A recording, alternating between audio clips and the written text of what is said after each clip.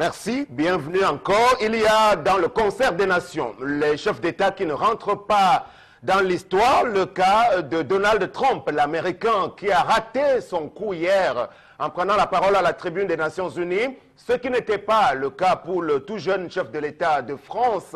Alors, que dire des présidents africains qui font partie également de cette Assemblée générale, la 72e du nom? Le cas du Cameroun avec la sortie attendue du chef de l'État, Paul Biya. Paul Biya avait-il d'abord raison de faire ce voyage alors que sur place au Cameroun, le pays va mal, très très mal? Hier, le gouvernement des nuls, comme on les appelle, ils étaient rassemblés autour de leur chef, le numéro 1 des nuls, Yan Filémon. Oui, à quoi nous servent les conseils de cabinet? Hier, il était beaucoup plus question de parler des questions d'éducation. Bienvenue, le Zénith, c'est une émission d'utilité publique. Merci d'accueillir l'ensemble du panel. Bienvenue, bonjour à vous, Charlemagne. Bonjour Sam Sévérin, bonjour au ministre des Travaux publics, bonjour à l'entreprise en charge de la construction du deuxième pont sur le Vouri qui a décidé de recruter des personnels ou des fonctionnaires très actifs. Ils viennent à 8 h, arrêtent à 16 h et se reposent les jours fériés, travaillent dans la lenteur et la paresse. C'est bien. Félicitations. Très bien. À votre suite, on accueille Megui, bonjour. Bonjour Sam Sévérin et bonjour à vous, chers téléspectateurs. Écoutez, réagissez à notre émission au 651 42 85 82, également sur la page Facebook 10-12 Le Zénith. Bobo Bengan, bonjour. Bonjour Sam, faut-il croire à ce qu'a dit Emmanuel Macron aux Nations Unies pour l'aide en Afrique? Moi, je n'y crois pas, Sam. 1973, Pompidou avait prévu 2 fonds d'aide pour le développement de l'Afrique et rien n'a jamais été le cas. Mitterrand en 1981 avait promis de porter à 0,7% l'aide de la France en Afrique par rapport à son pays et rien n'a été fait jusqu'aujourd'hui. Macron promet des choses, n'y croyons pas Sam. Bon, en tous les cas, il demande à ce que chacun puisse se financer voilà. Un tout petit peu. Et la France pourra commencer par montrer le bon exemple.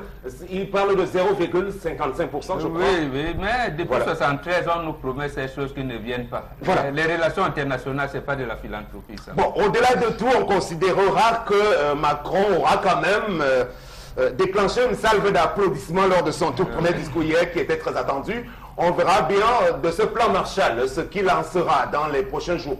Je rappelle qu'au cours de ce programme, on parlera beaucoup de l'université camerounaise à la faveur des réformes intervenues au courant des années 90, 93, 94. Et puis aujourd'hui, la question de la professionnalisation avec notre invité qui viendra de l'université de Douala.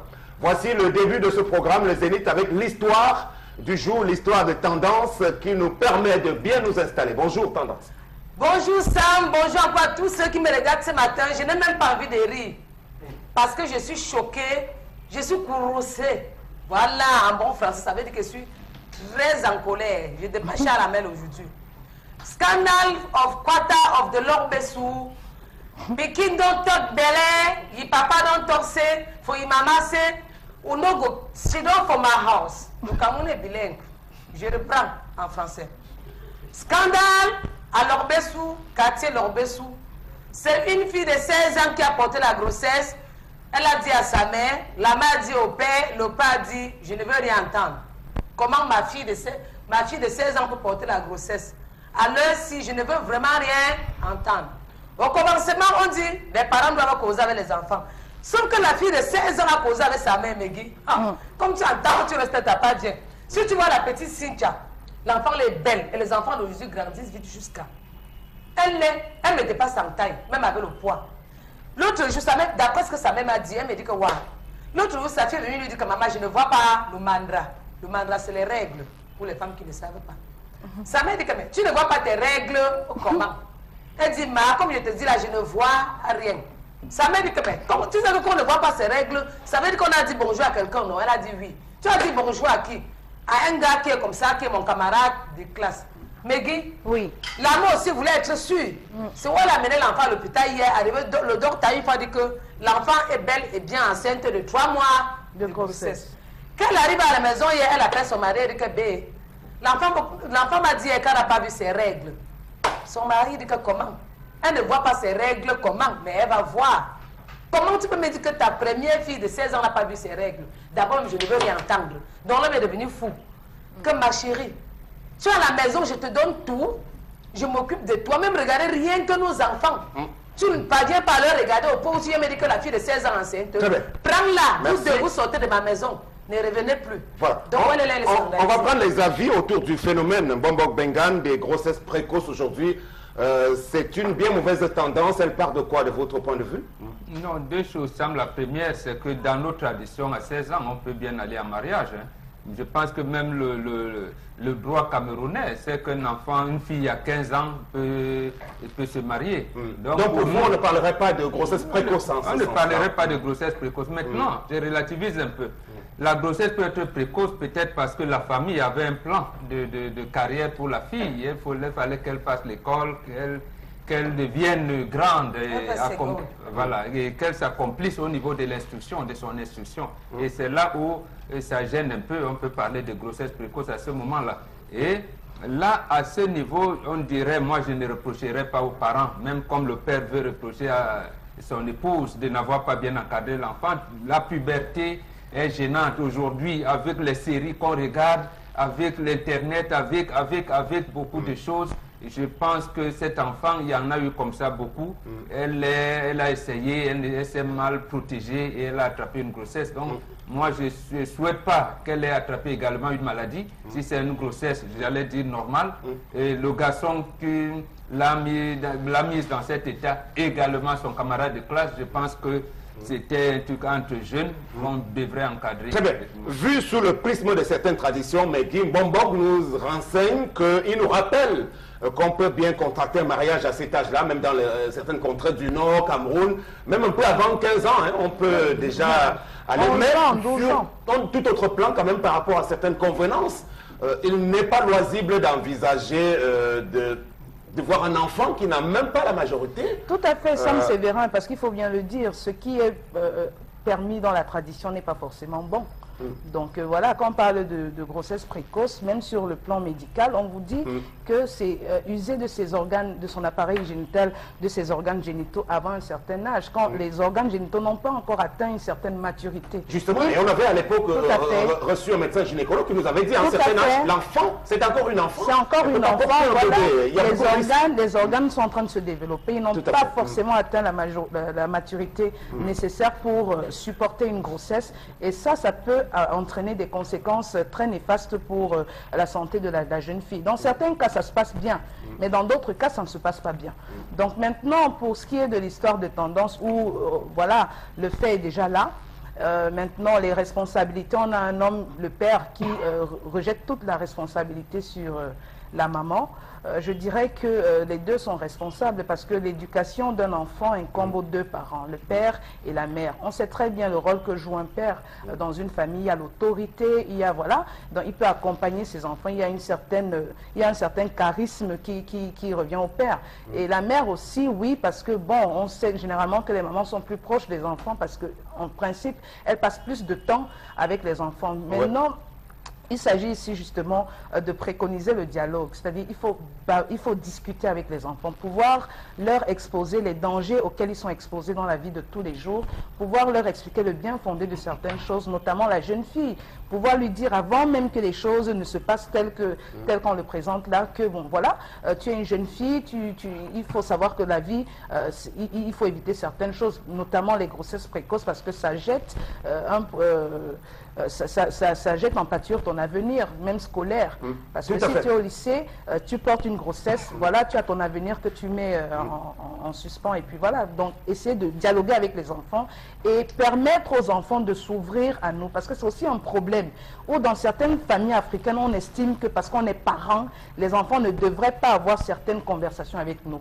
Il faudrait qu'on essaye de s'ouvrir un peu plus, que la petite fille soit plus encline à dire à sa mère, écoute maman, aujourd'hui je suis sortie, il y a un monsieur qui m'a accosté dans la rue, il m'a dit telle chose. De telle façon que la maman pourra prévenir certains dérapages, que non, si quelqu'un te dit ça, il faut faire attention, il faut faire attention. Donc de plus en plus, il faut s'ouvrir aux enfants, leur permettre de venir se confier à nous. Peut-être que si ça avait été le cas, cette petite fille aurait peut-être donné des indices à sa mère. Merci beaucoup pour cette version. On prend la vôtre, Charles Armel. Les responsabilités sont partagées. Ça va chercher auprès des jeunes filles elles-mêmes qui sont assez précoces, si je peux me répéter, parce que ça donne très facilement à ces mondanités-là aujourd'hui. On peut les leur reprocher qui n'écoutent pas les conseils. Parce que vous avez les enfants d'aujourd'hui qui n'écoutent rien du tout, qui font ce qu'elles veulent, malgré tous ces conseils-là. Il y a l'environnement. Sam Sévérin, il faut dire que vous êtes en aval. Ouais. Que s'est-il passé en amont? Oui. Vous avez un père qui est complètement coupé des réalités familiales.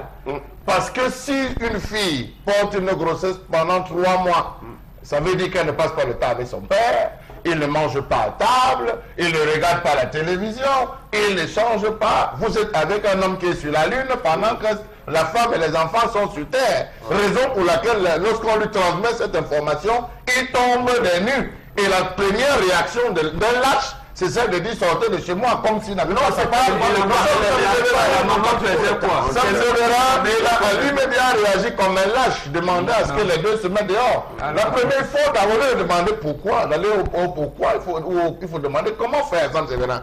Vous avez la première responsabilité, les parents, c'est-à-dire un père qui est lâche, une mère qui est absente, qui ne discute pas avec ses enfants, qui porte véritablement une responsabilité comme celle-là, tout simplement parce que cette maman n'est pas là. Si cette maman savait discuter avec les enfants, rester à la maison, elle aurait pu voir cela dénicher et discuter. Deuxième chose, il y a des choses qui se gèrent avec la maman, qui n'ont pas forcément besoin d'arriver au salon. Comme on dit, il y a des choses qui se gèrent à la cuisine. La maman sait gérer l'ensemble des choses à la cuisine. Vous avez les voisins.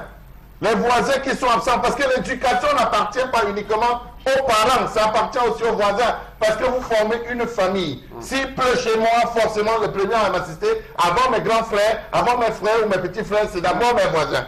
Vous avez les enseignants. Mais là, je ne m'éloigne pas, Sam Sévérin.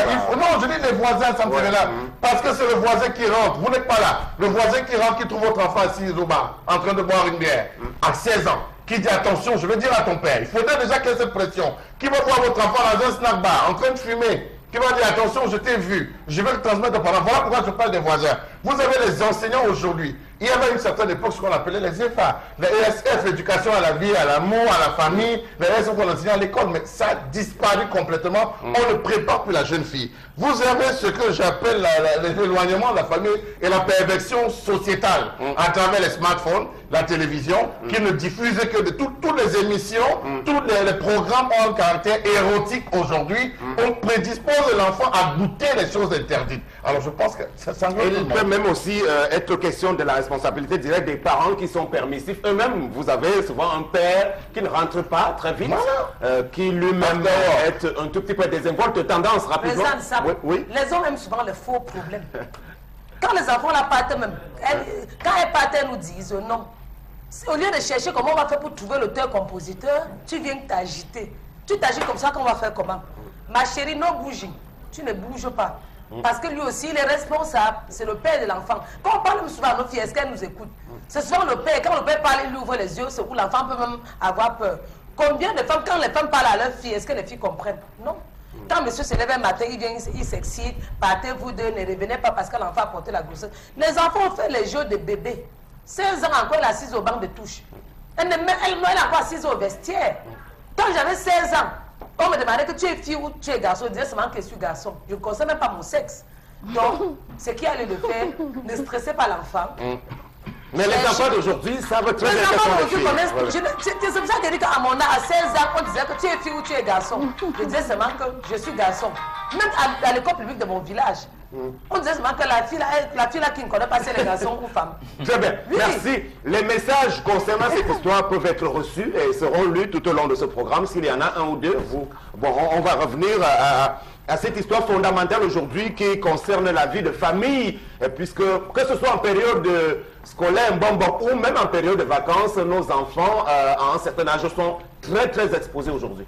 Tout à fait, Sam. Et encore que ce cas qui est arrivé, je dirais c'est un cas d'accident entre jeunes.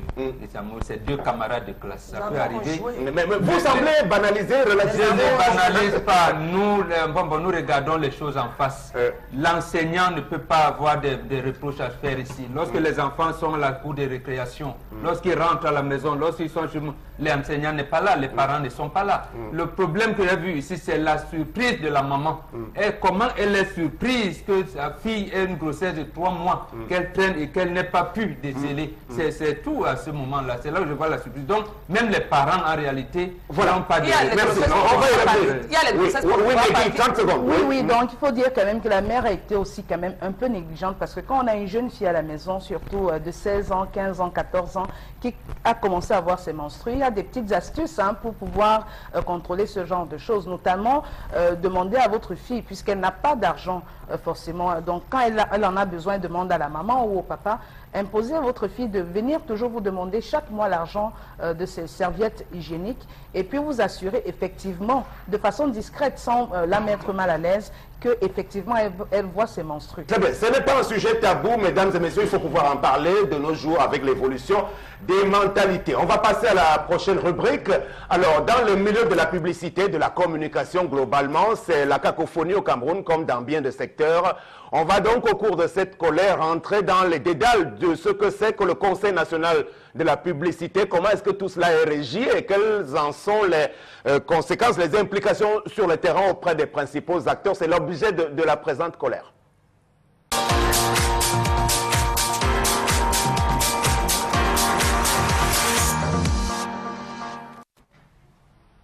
Je m'interroge ce jour sur la question du Conseil national de la publicité au Cameroun. C'est quoi? C'est quoi le Conseil national de la publicité? Il fait quoi, où, quand, comment, à quelle heure? Il rencontre à qui? Point d'interrogation. À quoi nous sert le Conseil national de la publicité face à ce matraquage mensonger qui pilule dans les différentes chaînes de télévision et radio et dans nos rues? À quoi nous sert la redevance versée par les régisseurs à la communauté urbaine, les communautés urbaines de nos villes qui manquent de tout? Aires de jeux pour enfants, terrain de sport, salles de spectacle, bibliothèques. Que dit la loi concernant la pratique de la publicité au Cameroun? Se fait-elle dans les règles de l'art, dans le contexte actuel au Cameroun? Quel est l'organe chargé de valider les campagnes publicitaires avant leur diffusion vers le grand public? Que fait le Conseil national de la publicité en dehors d'octroyer les agréments? Savez-vous que les messages soumis au grand public ne sont pas signés? Comment comprendre le fait que la liberté d'information commerciale se soit vite transformée en un droit au matraquage et au harcèlement publicitaire? Comment comprendre le fait que les publicités soient conçues et diffusées sans aucun respect des règles éthiques tout en choquant les mœurs? Comment comprendre tout ce désordre qui règne dans le secteur de la publicité au Cameroun? Savez-vous que le Conseil national de la publicité est handicapé par l'absence des membres légalement désignés et surtout par le désordre volontairement entretenu par les acteurs qui n'étaient pas préparés à la libéralisation d'un secteur aussi névralgique? Comment comprendre le fait que les spots radio et télévision font de la publicité mensongère sur des produits sensibles sans aucune réaction du Conseil national de la publicité lors de ces sessions? Comment comprendre le fait que les publicités exploitent la naïveté du public jeune, notamment les enfants et adolescents? Comment comprendre que les publicités ne soient pas représentatives des grandes aires culturelles camerounaises? Comment comprendre le fait que ce secteur soit infesté de filous, adeptes de mauvaises pratiques dans les médias audiovisuels comme dans la presse écrite? Peut-on dire du Conseil de la publicité qu'il a les moyens de sa politique pour mettre un terme à tous ces désordres? Comment comprendre qu'à ce jour, nos soi-disant professionnels de la publicité n'aient pas réussi l'association globale du visuel rédactionnel, texte, slogan, titre, du visuel illustratif, format, couleur, désir, personnage et du visuel sonore, notamment les fonds musicaux? Comment comprendre le fait que la publicité au Cameroun ne respecte même pas le procédé AIDA, c'est-à-dire attention, intérêt, désir, achat? Comment comprendre la mauvaise utilisation des personnalités publiques pour jouer un quelconque rôle? Lady Ponce pour des biscuits quelconques, Petit Pays pour X et Y, Mani Bella pour l'eau, elle devient boxeuse, Bista Léo, tenant un téléphone. Je m'interroge et basé la Tanganakuna, le distributeur d'énergie. Comment comprendre que l'ensemble des publicités camerounaises ne soient pas tributaires au contexte socio-culturel de notre pays? Comment comprendre que l'ensemble des messages de nos publicités ne regorgent généralement pas de concepts tels la persuasion, le désir, l'émotion ou encore la perception, Sam? Si on avait un peu plus de temps, je crois qu'on passerait la matinée, parce que c'est un sujet qui, moi, me passionne aussi. Parce que la publicité fait partie de l'ère culturelle d'une nation. La France est un vrai pays de pub. Au Cameroun, bon, on veut commencer Mbongo par imiter ses habitudes, mais on est vraiment dans de l'amateurisme, du vrai bricolage. Moi, je voudrais qu'on s'attarde point par point. Ce qui m'intéresse ici, c'est la filouterie on va dire, des entreprises qui ne payent pas le prix qu'il faut. Alors, je ne sais pas le prisme par lequel vous voulez commencer, Mbongo. Non, on peut commencer par celui-là, Sam. Oui. Il faut d'abord savoir que c'est le ministre en charge de la communication qui est l'autorité qui régule cette affaire-là. Maintenant, il y a quand même des formats. Il a dit pour les panneaux et de tels formats, on devrait payer tel, on devrait payer ceci. Et Charles Hamel a relevé quelque chose tout à l'heure. Il interdit la publicité mensongère. On ne peut pas dire que une moto tire un camion, parce qu'on a quand même vu ça dans certaines publicités ici. Comment la moto peut tirer un camion, même si on passe une publicité comme ça, c'est pas normal. Maintenant, l'autre chose, je ne vais pas citer une entreprise véritable, mais il s'est passé également ici une certaine époque où une entreprise de lait faisait la publicité de lait alors que c'était un aliment lacté. Voilà, c'était un aliment qui était fait à base de lait, alors que ce n'était pas du lait. Mais ça a quand même circulé un moment au point où c'est des pédiatres qui sont offusqués à un moment lorsque beaucoup de nos enfants, de nos petits-enfants, des nourrissons, connaissaient un certain type de maladie. Donc, ce Conseil national de la publicité ne regarde pas, alors n'a pas de moyens coercitifs pour brimer ces choses. Maintenant, je termine dans ce que vous avez relevé tout à l'heure. Oui, rapidement, Bomboko. La France, c'est quand même une entreprise française en faisant sa publicité qui a pris une femme qui braisait le maïs. C'est-à-dire que nous, c'est peut-être... C'était pour s'adapter au contexte. Justement, là où je partage votre point de vue. Donc, les publicistes et les publicitaires que nous avons aussi, les responsables de marketing de la publicité dans notre pays, peut-être n'ont-ils pas, n'ont pas encore intégré certaines valeurs pour mieux vendre certains produits chez nous. Moi, je pense que c'est là où nos universités, les grandes écoles devraient nous amener. Alors, grandes écoles, à l'Est, qu'il existe depuis quelques années une filière publicité. Bon, à l'université de Douala également, on parle d'un département communication qui prévoit de mettre en place la communication événementielle. Mais Guy, existe-t-il chez nous de vrais publicitaires du type, bon, on ne va pas citer des gros noms comme les Séguéla en France. Pour le cas du Cameroun, est-ce qu'on a quelques références quand même? On a peut-être des références, je ne sais pas s'il faudrait citer certaines agences de communication. Non, il peut parler des personnalités. Non, moi je connais, il y en a un qui a fait les trucs même en France, le professeur Pierre Bicanda était connu. Voilà, donc, mais maintenant, je crois que sur le plan, sur le concret, parce que quand on observe quand même les spots publicitaires qui nous sont servis, il faut le dire, la plupart sont vraiment insipides, c'est-à-dire depuis les scénarios qui ne sont pas... on n'y voit pas beaucoup d'imagination. C'est-à-dire, on se demande bien, alors, c'est quoi le problème? Dans la réalisation technico-artistique tout à fait. Quand on regarde ce qui se fait ailleurs, c'est tout un truc. C'est-à-dire que tu regardes un spot publicitaire, tu te demandes bien où est-ce qu'ils veulent en venir, et à la fin, tu découvres justement où est-ce qu'on voulait vous amener. Et c'est ça, en fait. Et tu prends du plaisir à regarder les spots publicitaires. Mais maintenant, il faut dire quand même que aujourd'hui, oui, on a même des formations en publicité, il faut bien le dire, mais est-ce que les personnes qui réalisent des spots publicitaires, on voit des panneaux publicitaires dans la ville, est-ce qu'elles respectent ces personnes-là, justement, les canaux de ce métier, parce que c'est un véritable métier? Est-ce que ces personnes sont capables de nous dire sur quelle base est-ce qu'ils ont fait leur publicité? Est-ce que c'était de la publicité persuasive, suggestive, mécaniste? On ne sait pas trop. Il y a aussi quand même le portefeuille. Alors, on a des gens qui veulent bien faire des spots publicitaires pour leurs produits, mais est-ce qu'ils payent le prix qu'il faut pour avoir des techniciens qu'il faut, pour avoir le matériel qu'il faut? Parce que pour faire un spot publicitaire, il faut prendre les services d'un scénariste. Ça, c'est très important. Il faut un scénariste. On écrit un scénario pour faire un spot publicitaire. Est-ce que toutes les conditions sont réunies? Et enfin, je veux terminer avec la publicité mensongère. On nous parle ici du Conseil national de la publicité. À quoi nous sert ce Conseil national? Quand Bombok l'a dit tout à l'heure, on a beaucoup de publicités mensongères et ça, ce n'est pas normal. Vous voyez, une moto qui tire un camion, c'est de la publicité mensongère parce qu'après, ça débouche sur des procès liés au dol. Parce que c'est du dol. On vous fait acheter quelque chose. En réalité, quand vous avez cette marchandise, vous vous rendez compte que ce n'est pas ce qu'on vous a proposé, c'est du dol.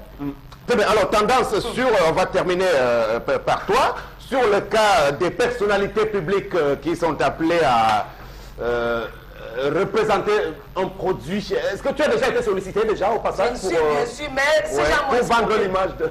Ces gens m'ont escroqué, je vais taire le nom. Oui. Mais un jour, quand mon démon va me dominer, je vais vous porter plainte. Parce que vous m'avez exploité pour vendre votre produit. D'abord, c'est la dernière fois, je n'accepte plus. À l'époque, il n'y avait pas encore de manager. Je vous ai pardonné. Les publicités mensongères, je vais commencer par où? M'arrêter par où? Sans compter les acteurs qu'on prend et on ne leur paye pas. On vous dit, maman qui va au marché, on dit que la mère, tu vas passer à la télé. Dis ceci, dis ceci. La mère de Tuesday aussi, ça part, demain on la voit à la télé, même si on ne lui donne pas. De deux, les gens qui ont un médicament là, qu'on fait la publicité de ça soigne 1000 maladies. Akamatuma, la maladie, le remède de la bonbon. On te dit Akamatuma, ça soigne la folie. Mais peut-être que ça fait partie même du métier, hein, parce que quand on parle de mensonge, de l'exagération. Je te dis que les gens là, Akumatuma, tu peux imaginer ça. On te dit Akumatuma, ça soigne la folie, ça soigne le sida, ça soigne la typhoïde. Donc, l'hypertension, et nos mamans qui sont souvent malades tombent derrière, même pour ne pas trouver la guérison. Vraiment, quand vous faites comme ça, vous mentez, ce n'est pas bien. L'autre moment, on te dit que voici un lait qui ne décape pas, ça ne prend pas l'hydroquinone. Quand tu utilises le lait, quelques jours plus tard, tu deviens clair. Alors que tu voulais donc le conseil doit veiller à ce niveau-là. Oui. Merci.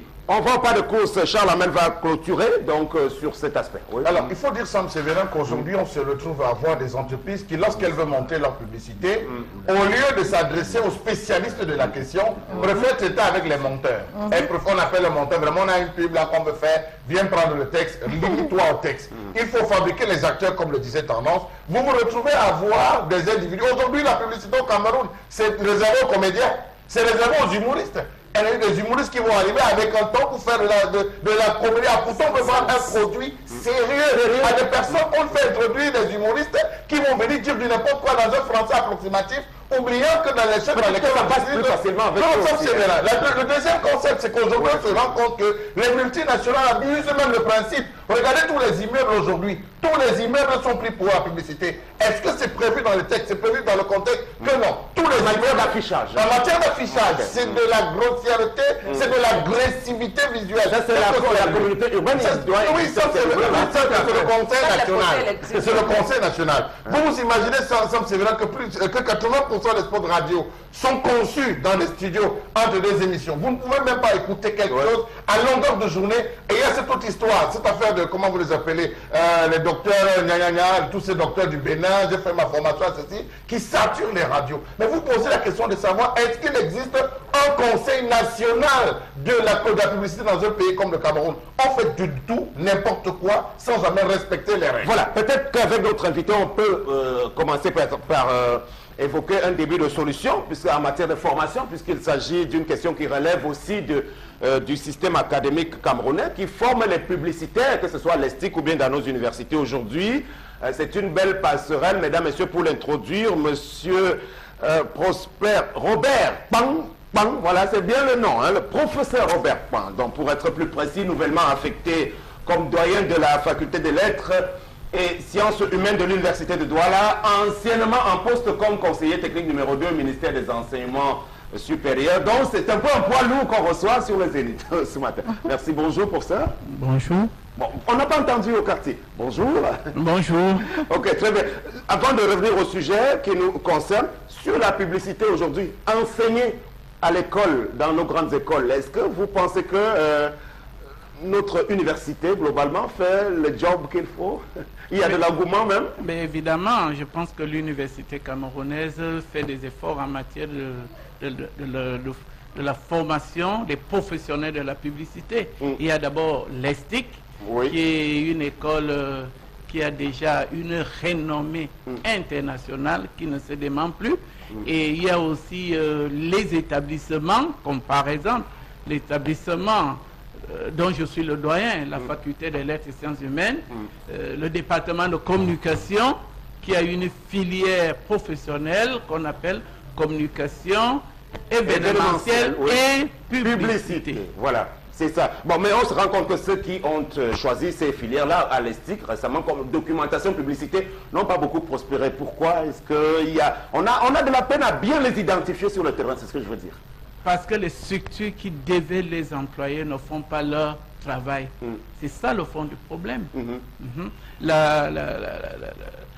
Le métier de documentaliste au Cameroun souffre du fait que ceux qui devaient les employer, en commençant par les entreprises, les collectivités locales décentralisées et même les administrations n'ont pas encore compris l'importance des documentalistes. Très bien. On va donc revenir à notre plat de résistance qui concerne l'université d'État, l'université publique. Bon, on ne va pas avoir la prétention de vouloir en faire un bilan exhaustif, mais bon, on peut commencer par prendre l'un des pannes qui ressortent de cette activité-là. Avec vous, première question.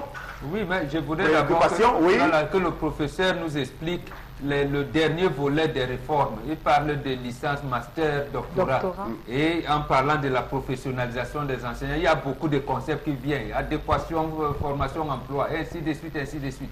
Lui, d'abord, qui est dans les lettres et les sciences humaines, on peut professionnaliser comment là-bas chez vous? Nous, les professionnels, c'est peut-être les sectes et les écoles spécialisées, mais chez vous, dans les lettres et les sciences humaines, comment on devient professionnel dans vos filières là-bas? Comment on devient professionnel? Il y a deux manières de devenir professionnel. D'abord, en créant dès le départ des filières dites professionnalisantes, comme c'est le cas à la faculté des lettres et sciences humaines. Ces filières recrutent les titulaires du baccalauréat, comme c'est le cas de la filière dont je viens de parler tout à l'heure, communication, événementielle et publicité. Il y a aussi les étudiants, les titulaires de la licence, comme c'est le cas avec la gestion des ressources humaines, comme c'est le cas avec environnement et développement durable, c'est-à-dire on recrute les titulaires des diplômes de licence, ceux qui ont déjà un niveau universitaire. Mais il y a aussi une autre manière de devenir professionnel, c'est-à-dire à partir des formations dites initiales ou fondamentales, c'est-à-dire les lettres, les sciences humaines, par exemple histoire, géographie, sociologie, psychologie. Et là, dès le départ, comme ce que nous sommes en train de faire à la faculté des lettres et sciences humaines, dès le niveau 1, on introduit les unités d'enseignement qui permettent aux étudiants d'avoir des compétences, c'est-à-dire des savoir-faire au terme d'un certain nombre d'années de formation, c'est-à-dire après avoir validé 6 semestres de formation. D'accord. Un docteur en psychologie, je prends un cas. Oui. Au lieu d'être enseignant chez vous, il peut faire quoi? Un docteur en psychologie, si dès le départ, il a été formé pour être enseignant, il sera enseignant. C'est ce qui s'est toujours passé dans l'université africaine en général, camerounaise en particulier. Parce qu'il faut remonter l'historique de l'université camerounaise. Lorsque le Cameroun accède à l'indépendance et qu'il décide de se doter d'une institution universitaire, les missions sont séparées. C'est-à-dire, les facultés devaient former des spécialistes dotés des connaissances fondamentales et qui devaient donc satisfaire les exigences de l'administration en matière de cadres et de techniciens supérieurs. Mais pour le cas de la psychologie, on ne peut pas... Attendez, je n'ai pas encore fini. Je n'ai pas encore fini. Oui, terminez, prof. Et maintenant, les grandes écoles qui devaient donc former les professionnels. Donc c'était à une époque donnée. Pour le Cameroun, on avait besoin. Nous avons le cas d'une jeune fille de 16 ans qui est en train de chasser par son père. Et sa maman, maintenant, le psychologue peut le faire quoi? Est-ce qu'elle-même, ou alors sa maman peut avoir à l'esprit de rencontrer un psychologue ou quoi? Parce que c'est des cas. J'étais donc en train de dire que maintenant, l'autre option, c'est dès le départ, dans la formation de psychologue, mettre des unités d'enseignement qui lui permettent d'avoir des compétences thérapeutiques. Hein? Il y a la psychologie de l'entreprise, il y a la psychologie médicale, il y a la psychologie managériale. Donc dès le départ, dès le niveau 1, on introduit donc ces unités de formation. C'est ce que nous sommes en train de faire. Oui, donc c'est qu'à la sortie, il faut qu'il y ait des offres. Mais bien sûr, il est formé pour un certain nombre d'objectifs. Donc tout dépend des objectifs qu'on se fixe. Ou alors qu'on s'est fixé dès le départ. On prend votre version. Oui, moi je voulais quand même demander au prof, en fait, lui dire qu'il y a un constat quand même qui se fait, c'est que déjà il y a une recrudescence des écoles professionnelles dans notre pays. Et on voit quand même aussi la préférence qu'ont désormais les étudiants à aller vers ces écoles-là, au détriment des universités d'État. Selon vous, vous l'expliquez comment, malgré le système LMD qui a été mis en place, mais on note quand même que les gens préfèrent aller vers là, ils se disent qu'avec les écoles professionnelles, ils ont plus de chances à être employables. Je ne suis pas d'accord quand vous dites qu'au détriment des universités d'État. C'est le constat qu'on fait sur le terrain, malheureusement. C'est un mauvais constat. C'est un mauvais constat. Parce qu'en matière d'école professionnelle, l'université d'État a l'expertise. Ça, il faut bien le dire. Et l'université d'État en général est en train d'étoffer ses offres de formation en matière professionnelle. Regardez combien d'écoles d'ingénieurs ont été créées lors de la réforme et qui sont ouvertes aujourd'hui pour satisfaire les ambitions du Cameroun en matière d'ingénierie. On va voir si ça concorde avec la réalité. Vous n'allez pas comparer quelqu'un qui fait, par exemple, en droit, quelqu'un qui fait de la première année à la troisième année en licence, et quelqu'un qui est dans une école supérieure professionnelle et qui fait des stages chaque année, des stages académiques, c'est-à-dire qu'il va se frotter à la profession qu'il aimerait embrasser demain, liée à sa formation. Or, à l'université, vous faites droit, vous êtes toujours en cours, c'est que de la théorie, que de la théorie, que de la théorie, et après vous ne maîtrisez même pas vraiment, vous vous rendez compte quand vous arrivez en cabinet d'avocat par exemple, que vous ne maîtrisez même pas le langage juridique, en réalité. Non mais ça c'est l'université d'avant. Les objectifs qui ont été donnés aux facultés, maintenant? Bien sûr que c'est différent aujourd'hui. C'est différent aujourd'hui. Quand on parle de la professionnalisation, vous avez mentionné tout à l'heure le LMD. Ils font des stages déjà, par exemple? Bien sûr qu'il y a des formations en alternance, mais le problème qui se pose, c'est l'arrimage des milieux socio-professionnels à la logique de la professionnalisation. Il y a une charte université-entreprise qui a été signée en 2010. Mais le problème maintenant, c'est que pour matérialiser cela, pour amener les milieux socio-professionnels à accueillir les étudiants qui ne sont pas 2, 3, 4, mais des milliers, c'est là que se pose le problème. Et comment donc les capacités d'accueil, comment nous entendons le résorber? En amenant les gros porteurs de l'emploi à s'associer à la dynamique de formation de l'État du Cameroun. Et quand je parle des gros porteurs, évidemment, je fais allusion aux agro-industries, qui jusqu'à présent n'ont pas encore été associés, mais aujourd'hui, il y a une dynamique, une opération de chambre de l'enseignement supérieur vers les agro-industries. Et je peux vous dire que quand j'étais conseiller technique au ministère de l'enseignement vers les agro-industries, et je peux vous dire que quand j'étais conseiller technique au ministère de l'enseignement supérieur, c'est moi qui pilotais ce projet. Et à la tête de la faculté de lettres, je vais le matérialiser. Très bien. Alors, tendance, on t'a pas oublié, on prend rapidement Charles Hamel et puis tu peux intervenir à tout moment. Vous parlez aussi brillamment, mais il faut dire que l'enseignement privé vous a dévancé bien avant, ça fait 10 ans aujourd'hui, qu'il y a une sorte de marketing de réseau qui est opéré entre les IPES et les différentes structures.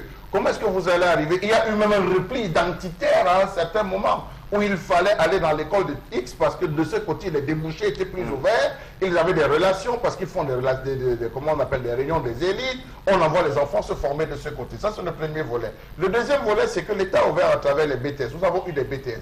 Nous avons eu des licences professionnelles. Nous sommes en train d'aller au master professionnel. Il y a des jeunes qui sont déjà formés. En quoi est-ce que cette nouvelle professionnalisation que vous êtes en train d'apporter va sortir du lot par rapport à celle qui a déjà été proposée sur le terrain? Très bien. La première question. Vous reconnaissez que vous avez été défoncé, ça revient tout le temps, hein, par les IPES depuis quelque temps.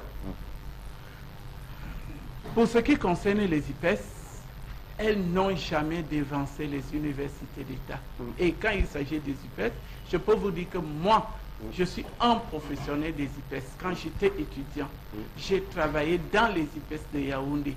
J'ai même occupé, avant d'aller au ministère de l'Enseignement supérieur, de très hautes responsabilités dans les IPES. Donc je connais très bien les IPES, leurs limites, mais aussi leurs forces. Et si on peut parler de la force des IPES, cette force vient des universités d'État. Et la politique du ministère de l'Enseignement supérieur a toujours été de porter les IPES, de ne pas infantiliser les IPES, d'accompagner les IPES, parce que qu'il s'agit des IPES ou alors des facultés ou des grandes écoles, tous participent à la politique de formation de l'État du Cameroun. Voilà, le deuxième volet de la question. Il n'y a pas à proprement parler d'antagonisme, de rivalité entre les IPES et les universités d'État. À la fin, on va d'État. aboutir à ça. Soit c'est l'État qui va cogner sur la tête des IPES pour faire prévaloir sa professionnalisation, soit c'est les IPES qui vont... Parce que là, il y aura, Miguel l'a dit tout à l'heure, il y aura ce challenge Alors, désormais. si l'État du Cameroun voyait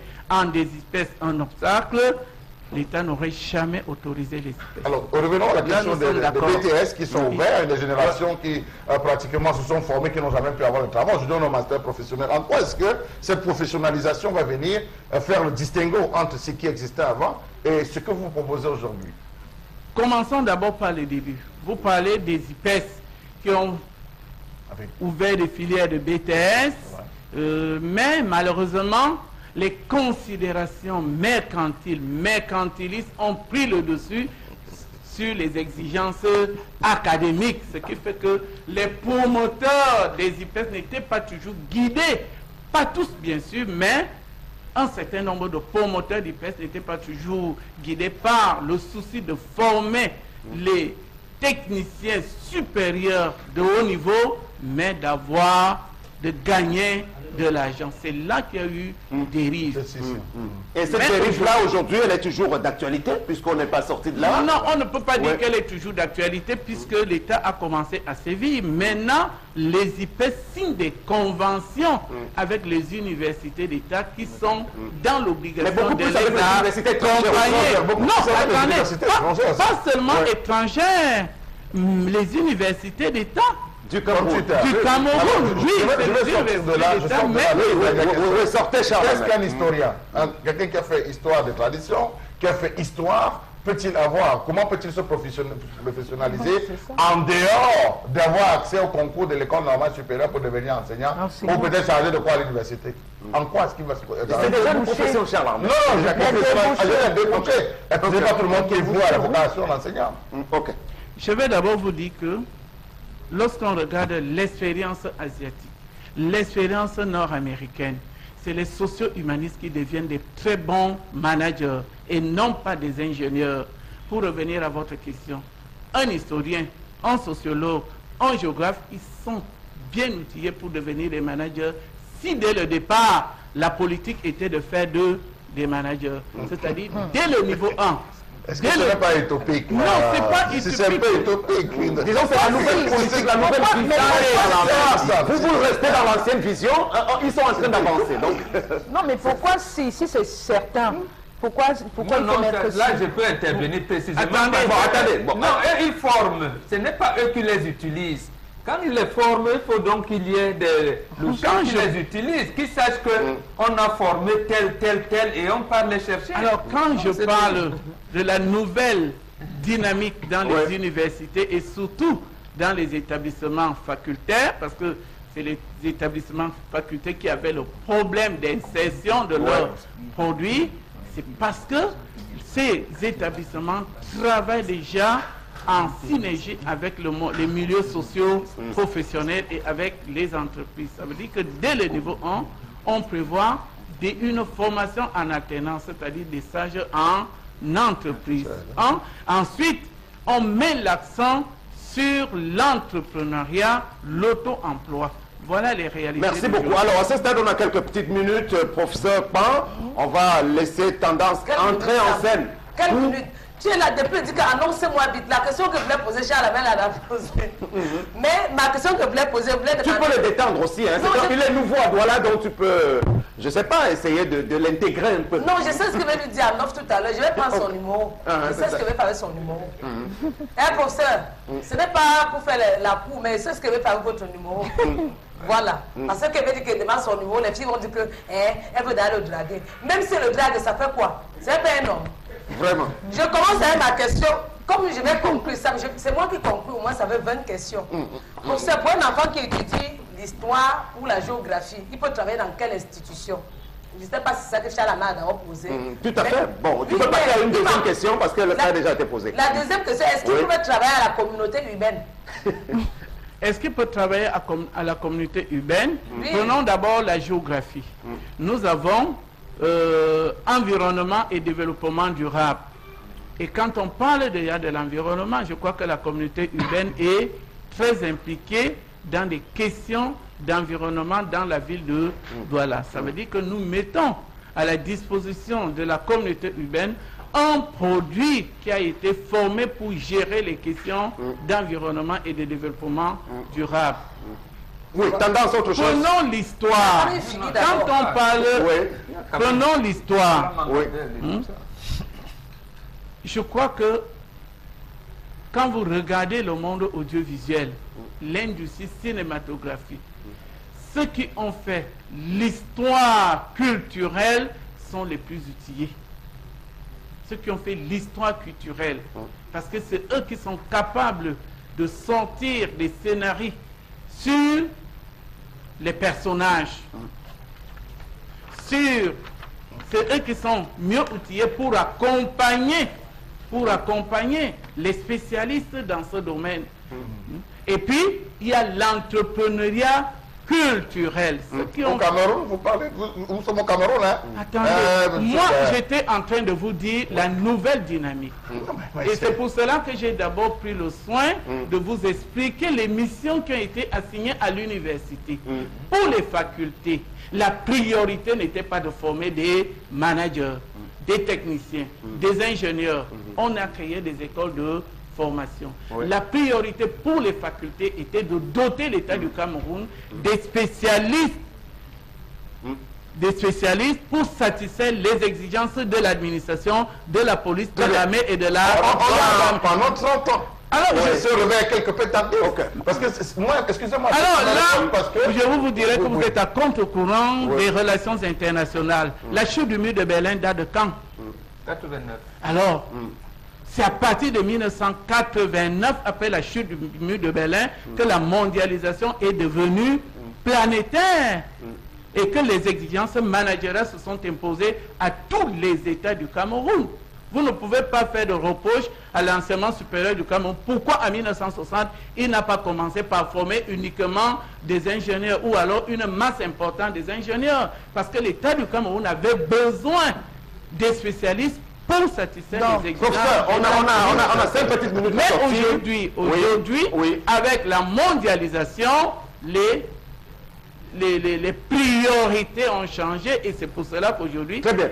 On va vous demander en 1 minute de nous résumer votre plan d'action lorsque vous arrivez comme doyen à l'université de Douala. Vous étiez jusque-là conseiller technique numéro 2 ministère des enseignements supérieurs, de l'enseignement supérieur du côté de Yaoundé. Assez rapidement, et puis l'autre question viendra par rapport à l'actualité concernant les ordinateurs qui sont promis par votre ministère en direction des étudiants. D'abord pour votre plan d'action. Alors, quand il s'agit de plan d'action, j'aimerais d'abord vous dire que je ne suis qu'un exécutant. Il y a la loi d'orientation. il y a le document de stratégie pour l'éducation et de la formation, et il y a le DSE qui pose le cadre.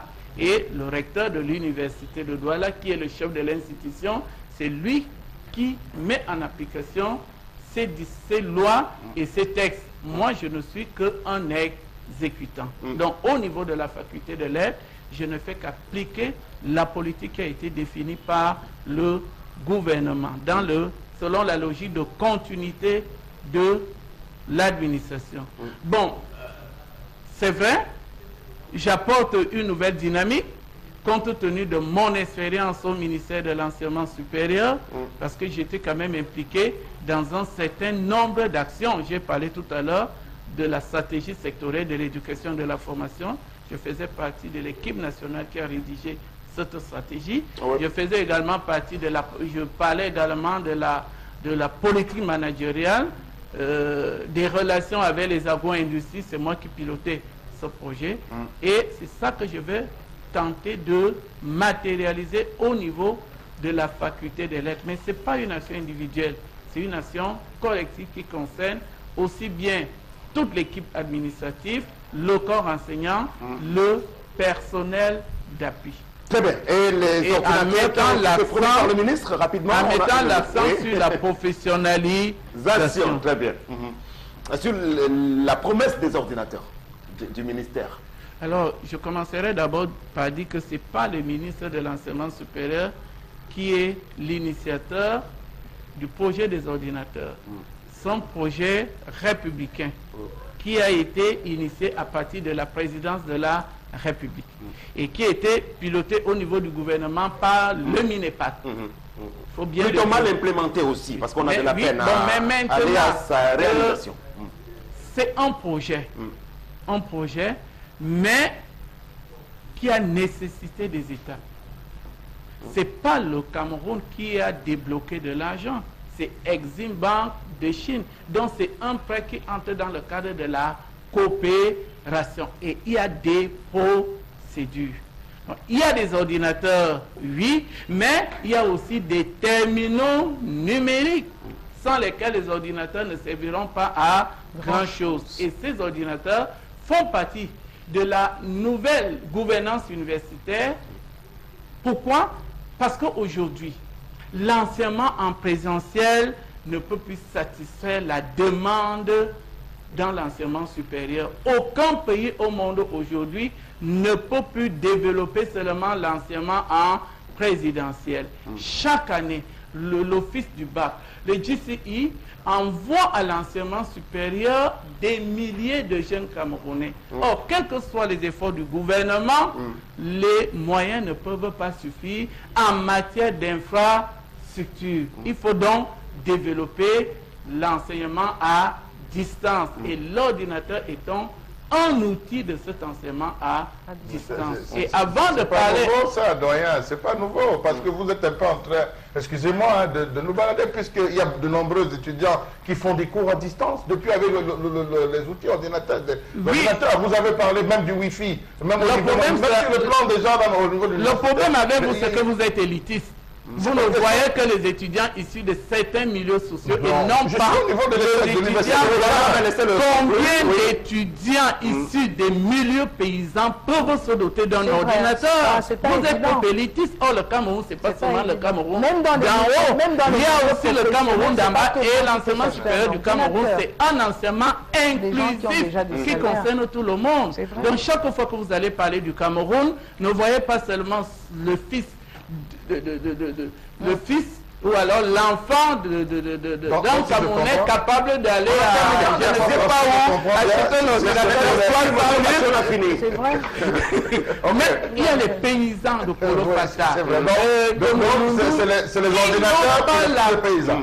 Non, c'est pour tout le monde. C'est pour permettre aussi aux fils de paysans d'avoir accès aux bibliothèques numériques, de recevoir aussi chez eux les cours à distance. Merci beaucoup, professeur Robert Pan. Nouvellement affecté à Douala, vous prenez seulement le service et on va vous dire encore merci d'avoir accepté notre invitation.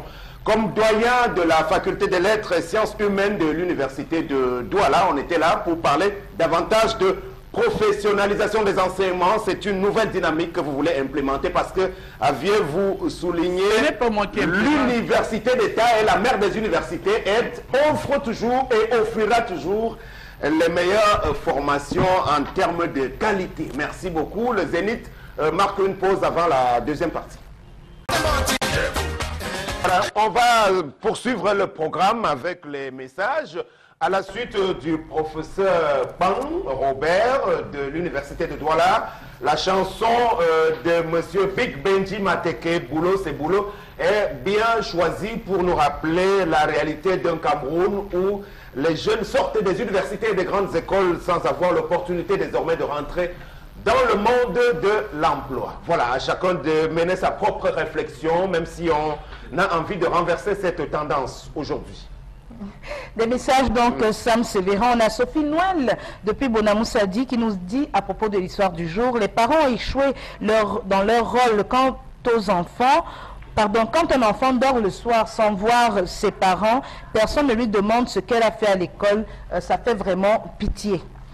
On a Fille Royale des Bassas, depuis notre page Facebook, qui nous dit un enfant de 16 ans qui tombe enceinte est le résultat d'un manque de dialogue entre les parents et la fille. Et il y a aussi l'abus d'utilisation des réseaux sociaux et des films de novelas.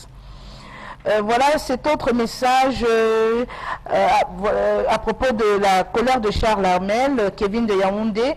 Monsieur qui dit que les comédiens ne sont pas spécialistes en pub devrait bien faire des recherches parce que la pub n'est pas toujours conventionnelle. Je pense que si les comédiens sont sollicités, ça relève du dynamisme à mon avis. S'il n'a pas écouté, j'ai dit la publicité aujourd'hui est devenue l'affaire des humoristes. Pas des comédiens, c'est lui qui ne sait pas faire la part des choses. Voilà. Entre un humoriste et un comédien. Un comédien. Bonjour à tous. Dommage pour ce monsieur qui rejette la faute sur son épouse, alors qu'ils sont tous deux responsables de l'éducation de leur fille. Voilà. Même à l'époque de nos parents, il existait des grossesses précoces. C'est Madame Fumba Germaine depuis Yaoundé. Est-ce que l'État camerounais sanctionne même les fausses publicités à propos de la colère de Charles Armel? Il y a des textes qui devraient sanctionner, mais on n'arrive pas à l'application. Ok. Bon, disons-le très clairement, moi je n'ai pas le sentiment que la publicité est régie dans notre pays. Non, parce qu'on n'est pas bien régulée.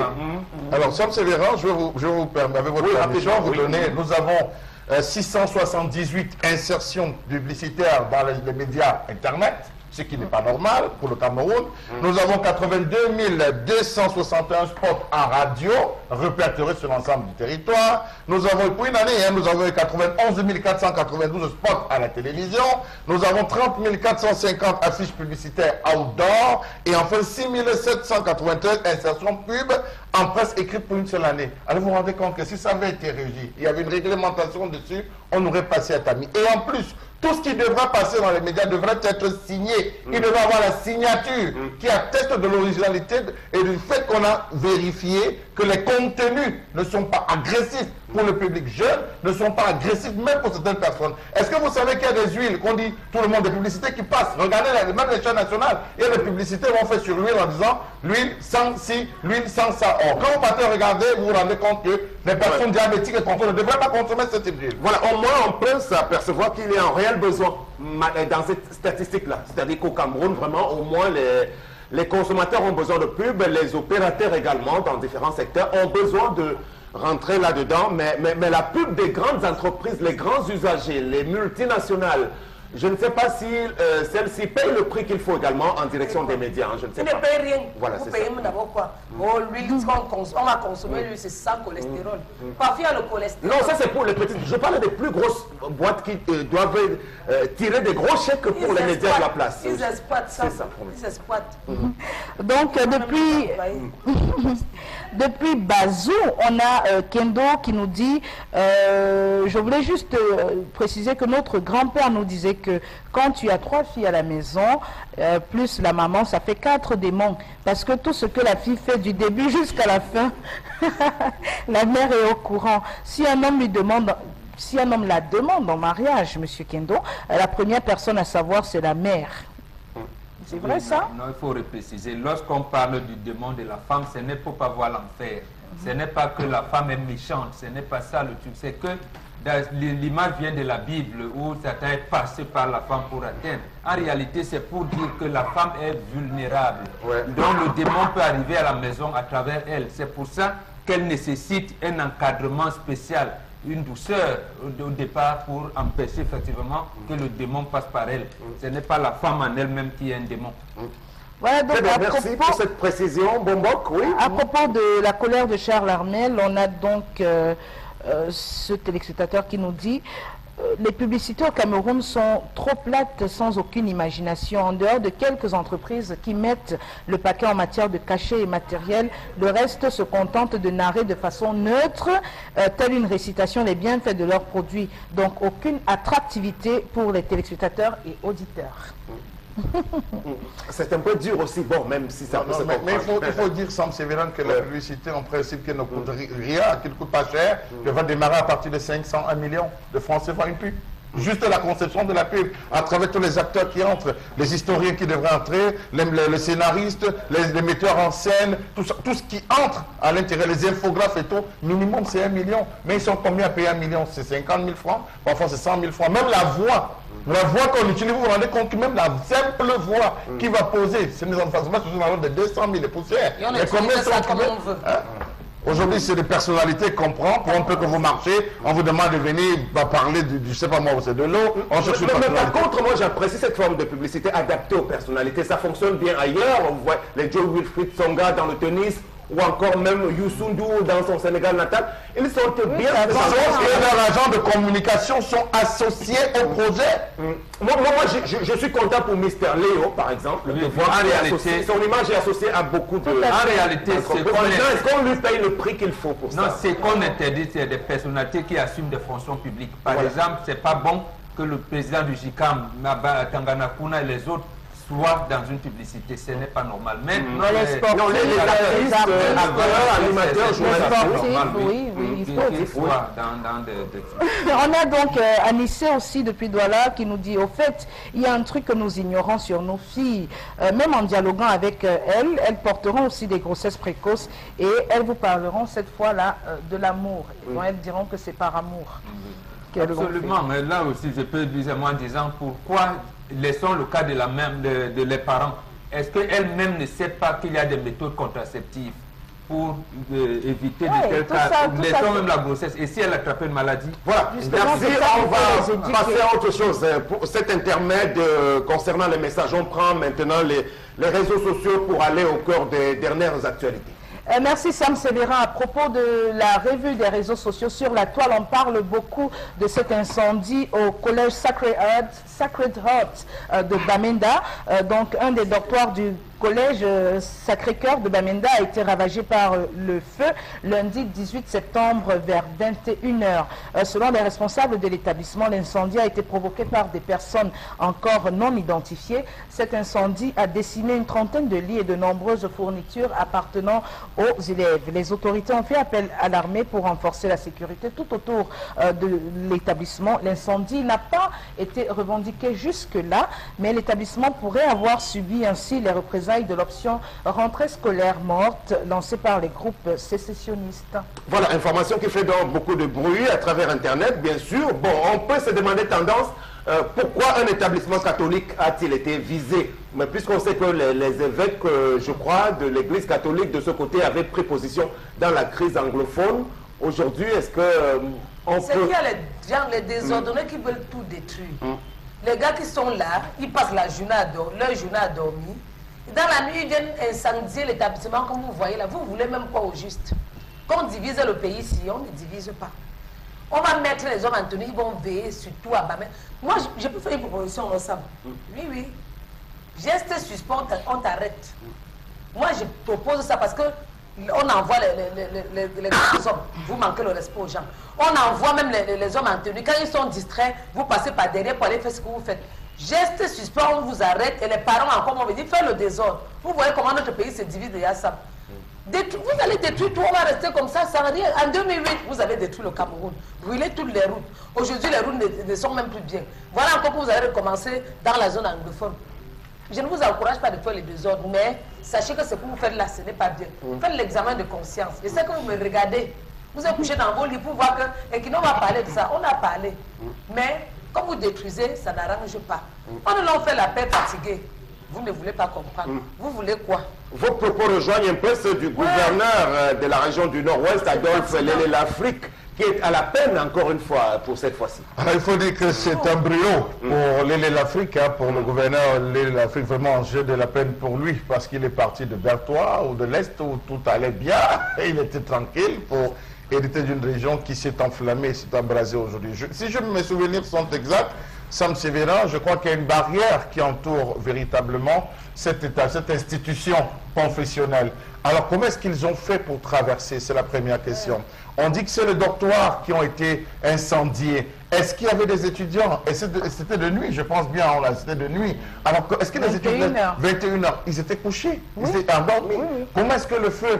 peut-être ils étaient au réfectoire en train de consommer. Comment est-ce que le feu a fait pour se déclencher? Il faut bien qu'on pose les bonnes questions, qu'on essaie d'analyser. Est-ce qu'au niveau des gardiens, comment sont-ils passés? Alors, si mes souvenirs sont exacts, je pense que lorsque le ministre des enseignements secondaires a fait sa descente dans cette zone, il s'était bien précisé qu'on devait accompagner, le gouvernement devait accompagner les élèves, tous ceux qui allaient à l'école, devait prendre les mesures sécuritaires. Comment est-ce qu'on a pu négliger la sécurité à ce niveau? Comment est-ce qu'ils ont fait pour contourner? Ou comment contournent-ils? Moi, c'est une question épineuse. Comment réussissent-ils à contourner les éléments de sécurité qui sont là-bas? Parce qu'il y a un fort déploiement quand même. On voit 3 explosions en moins d'une semaine. On voit le Sacré-Cœur. Est-ce que quelque part, il ne faudrait pas aujourd'hui associer les femmes?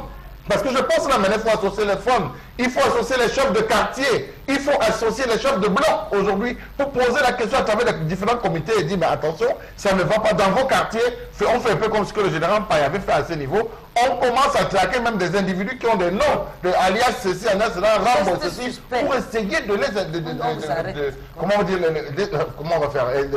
Il y a les interpeller. Non, d'explorer, voilà, je pense que c'est le mot. Et c'était le terme exploitation. Exploitation, voilà le mot, merci. Les exploiter pour qu'ils puissent donner des ressources. Parce que là, on est en train de tendre vers le pays. Là, on va encore veiller notre alerte. La tension n'est pas retombée très loin, on est très loin du compte. Donc, pour une accalmie définitive, Bamenda est toujours sous tension. Et là, Mbombok Bengan, Charles Amel évoque des failles au niveau de la sécurité. Est-ce qu'on ne peut pas vraiment souhaiter que les personnes qui sont à la base de ce type d'actes puissent être traquées et très sévèrement punies, châtiées même? Nous l'avons dit un peu avant la rentrée scolaire. Il ne s'agissait pas de protéger ou alors de sauver la rentrée scolaire. Il faut sauver l'année scolaire. Or, le gouvernement a fait comme si la rentrée était effective, donc tout va bien. Non, il s'agit de sauver toute une année scolaire. Sauver une année scolaire veut dire, effectivement, comme disait Charles Amel, monter la garde. À ce moment précis, ils le savent, on l'a dit, dans les politiques de défense et de sécurité, il y a l'universalité de la défense. C'est-à-dire qu'il doit avoir des hommes maintenus qui pillonnent en civil. Et on doit donc associer le maximum de gens dans ce cas. L'autre chose, est-ce que qui va faire l'enquête? Ça aussi, parce qu'à un moment donné, moi aussi, je vais commencer à soupçonner les forces de maintien de l'ordre. Est-ce qu'elles aussi, parce que dernièrement en Europe, on a vu les sapeurs-pompiers provoquer l'incendie. Bon, je ne les accuse pas ici, je n'ai pas de preuves, mais j'ai dit, c'est tout le monde qui est suspecté là. Est-ce qu'elles aussi, les forces de maintien de l'ordre, ne peuvent pas mettre le feu d'espèce de radicaliser pour amener? Voilà un truc. Alors, comment comprendre, merci, Megui, que ce soit une église, enfin, je vais parler d'une école catholique, de l'église catholique qui soit visée comme ça? Moi, je n'aimerais pas attribuer ça à une quelconque raison parce que je n'ai pas assez d'éléments qui pourraient le justifier. Mais je vais revenir à ce que je dis fondamentalement à propos de cette crise. C'est regrettable qu'on en soit là, qu'on s'en prenne, parce que là, moi, je ne vois plus trop où est-ce qu'on veut en venir, qu'on s'en prenne carrément aux enfants de cette façon-là. Parce que venir brûler un... Disons, c'est la stratégie du chaos qui se met en place. Donc, oui, il faut tout gâter pour que... Voilà, il faut tout gâter et puis on s'en prend aux enfants parce que au-delà de ce qu'on peut voir, il y a des traumatismes qui restent. Et ce sont ces enfants qui les subissent. C'est des traumatismes très profonds. Et on a donc un pays où je ne sais même pas s'il y a une cellule de dialogue pour justement... Parce que les enfants peuvent l'interpréter de diverses façons. Il y en a que ça va troubler pendant des années. Voir leur dortoir brûlé, il y a la frayeur, est-ce que, même si on remet ces dortoirs à jour, qui ne trouveront plus facilement le sommeil parce qu'ils auront peur que non, il y aura peut-être des récidives. Et il y a des parents qui, je suis sûre, qui, depuis hier, ont récupéré leurs enfants, qui ne veulent plus laisser leurs enfants là-bas. Si on va, peut-être aujourd'hui dans cet établissement, on va constater que les enfants sont en nombre très réduit.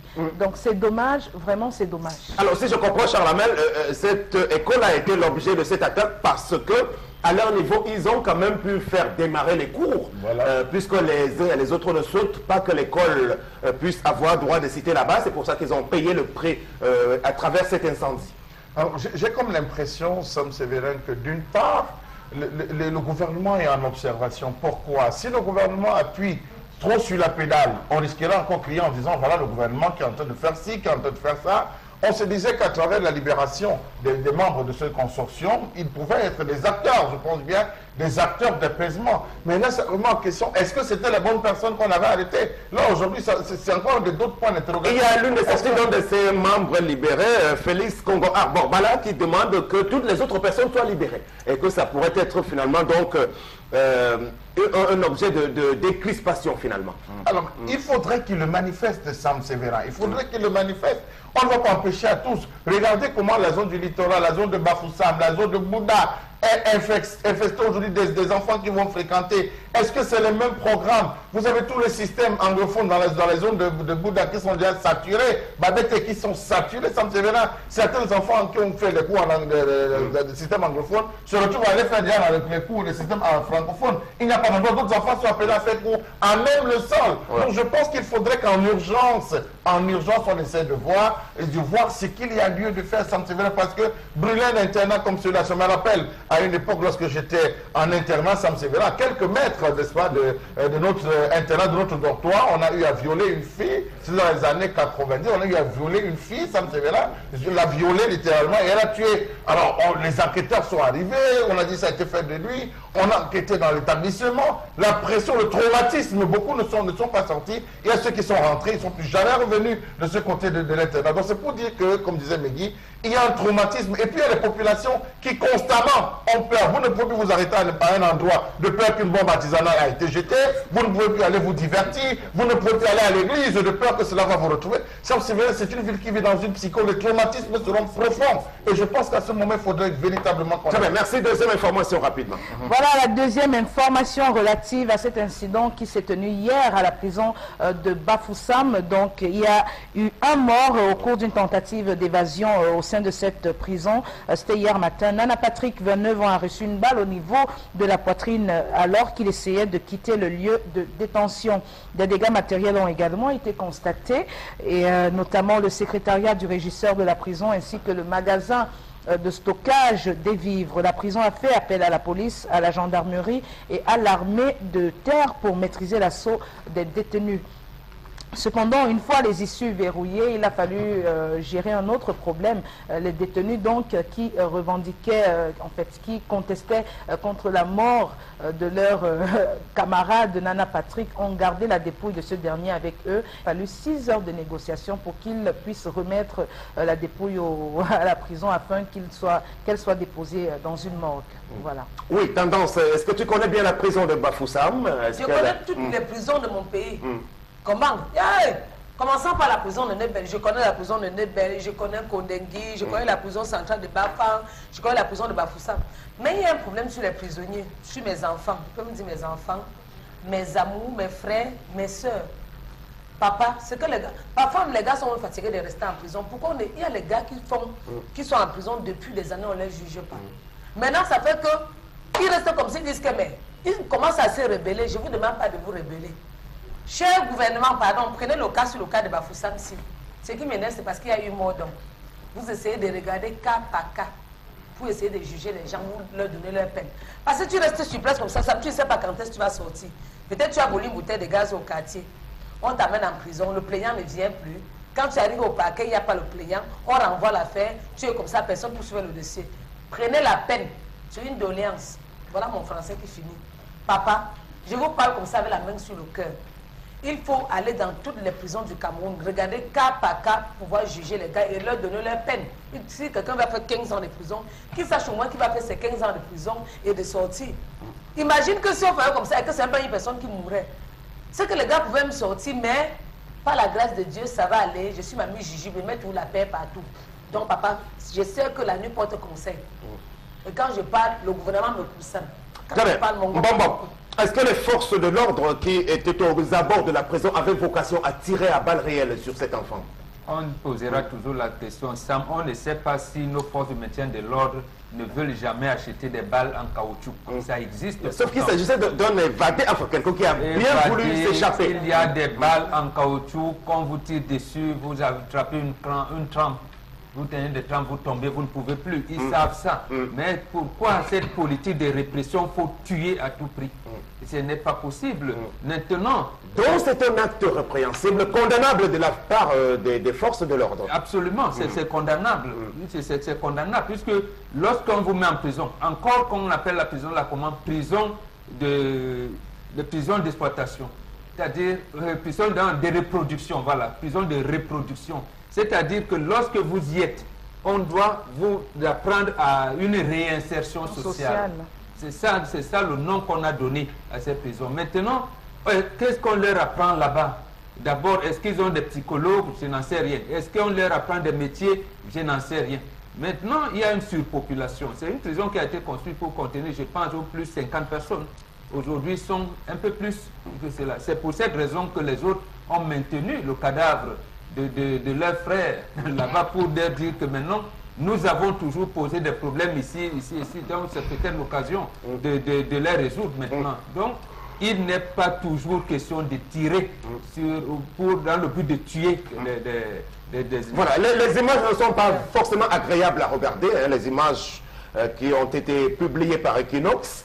Et là-dessus, Charles Hamel, on a frôlé un peu le pire aussi quand on voit l'attitude des autorités.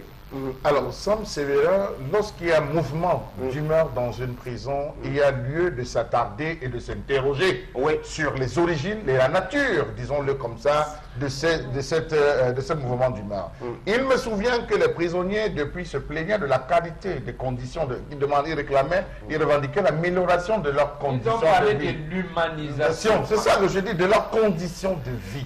À quel niveau y avait-il problème? Je pense que c'est là où on devrait... N'allons pas toujours en aval, remontons en amont. Pendant longtemps, ils ont eu même à faire des mouvements de grève en disant ça ne va pas. On les traite de mauvaise manière, il faut revoir. Ça me sévère. Je pense que c'est de là que part le problème. À un moment donné, on veut bien purger sa peine. On se dit, ok, on a été condamné parce qu'on a volé, on a été condamné parce qu'on a tué, on a été condamné parce qu'on a commis une infraction. Mais à un moment donné, ça me sévère, au vu de certains des actes qui sont posés, on a un peu tendance et envie de se rebeller et se dire, voilà, est-ce que c'est parce qu'on est en prison qu'on n'a pas le droit de penser, qu'on n'a pas le droit d'être respecté, qu'on n'a pas le droit d'être bien traité? Je pense que c'est de là que part le problème. Nous avons eu des ONG qui pendant longtemps ont commis des articles, des droits de l'homme qui ont commis des articles. Nous avons eu Justice et Paix, je ne sais pas, l'ONG Justice et Paix, qui ont commis des articles. Il y a des avocats même qui sont venus, qui se sont constitués pour pouvoir aider ceux qui étaient détenus dans les prisons, qui n'ont jamais été jugés. Alors, je pense que Sam Sévérin,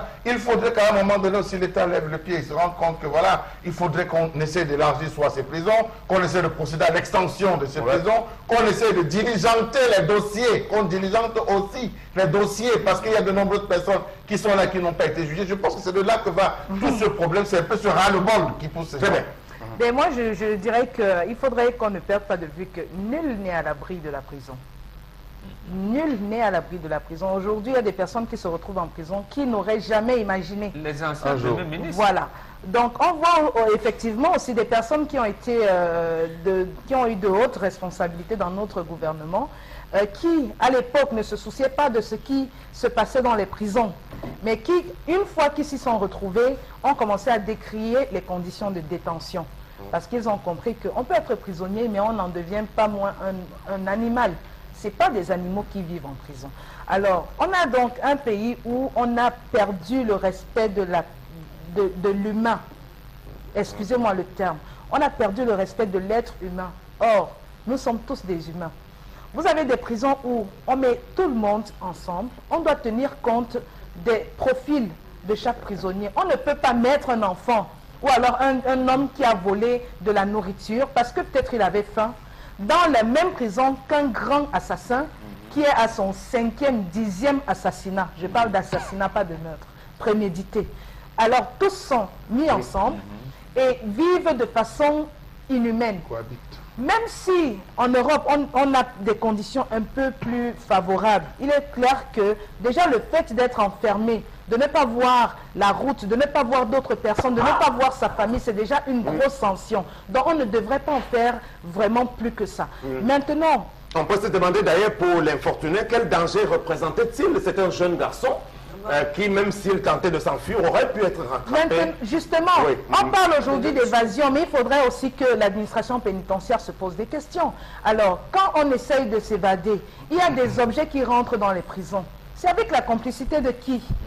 Il ne faudrait pas faire de fuite en avant via la politique de l'autruche et vouloir peut-être berner les gens. Il y a des gens qui sont en prison, des détenus qui sont en prison, qui ont des armes peut-être. Ça, c'est ce qui c'est des choses qui nous sont rapportées. Peut-être que c'est faux, peut-être que c'est vrai. Mais tout compte fait, on sait qu'il y a des instruments dangereux qui se retrouvent en la possession des détenus. Mais c'est avec la complicité de qui? Donc déjà, pour prévenir ces évasions-là et éviter de tuer des gens comme ça, il faudrait anticiper. Voilà, vous allez conclure donc avec la dernière image de cette rubrique. Voilà, la dernière image, c'est toujours une vidéo. On a trop de vidéos cette journée. Donc, une vidéo qui pose le problème de la promptitude dans les interventions de notre police, de notre gendarmerie, lorsque des citoyens en détresse leur font appel. On a donc ce confrère d'une chaîne de la place, d'une chaîne télévisuelle de la place, qui a été spolié de son compteur par un malfrat, un bandit. Et malheureusement, ou alors heureusement, ce dernier a été pris sur le fait. Et donc, le confrère a fait appel aux forces de l'ordre qui ont vraiment traîné à se ramener là, voilà, qui ne sont même pas venus des heures après, si bien qu'il a dû protéger lui-même ce voleur-là des représailles de la population qui voulait en découdre avec lui. Donc finalement, on a pu l'extirper et puis le conduire dans un poste de police. Donc les internautes se demandent finalement, alors quand on est en détresse, est-ce qu'il vaut encore mieux d'appeler les forces de l'ordre ou de se démerder tout seul? Oui, tendance. Parfois, ils ne sont pas disponibles. Mais on dit souvent que parfois, quand on les appelle, ils ne sont pas disponibles. Et aussi, parmi eux, il y a les pères de famille. On dit que quand on les appelle, ils disent qu'ils sont armés. Est-ce qu'ils sont armés? Si vous dites non, on dit que ok, on arrive. Arrêtez-le si vous pouvez en attendant qu'on arrive. Mais vraiment, comme on ne l'a pas tué, c'est toujours bien.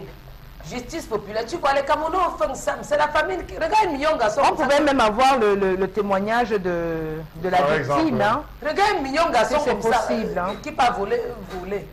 Qu'est-ce qui peut te pousser à voler? Voler même d'abord quoi?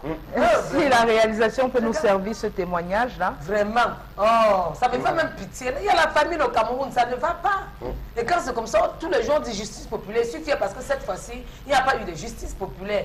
Je vous encourage. Merci beaucoup. Tendance, avec toi, on va clôturer cette page et prendre la suite avec interpellation.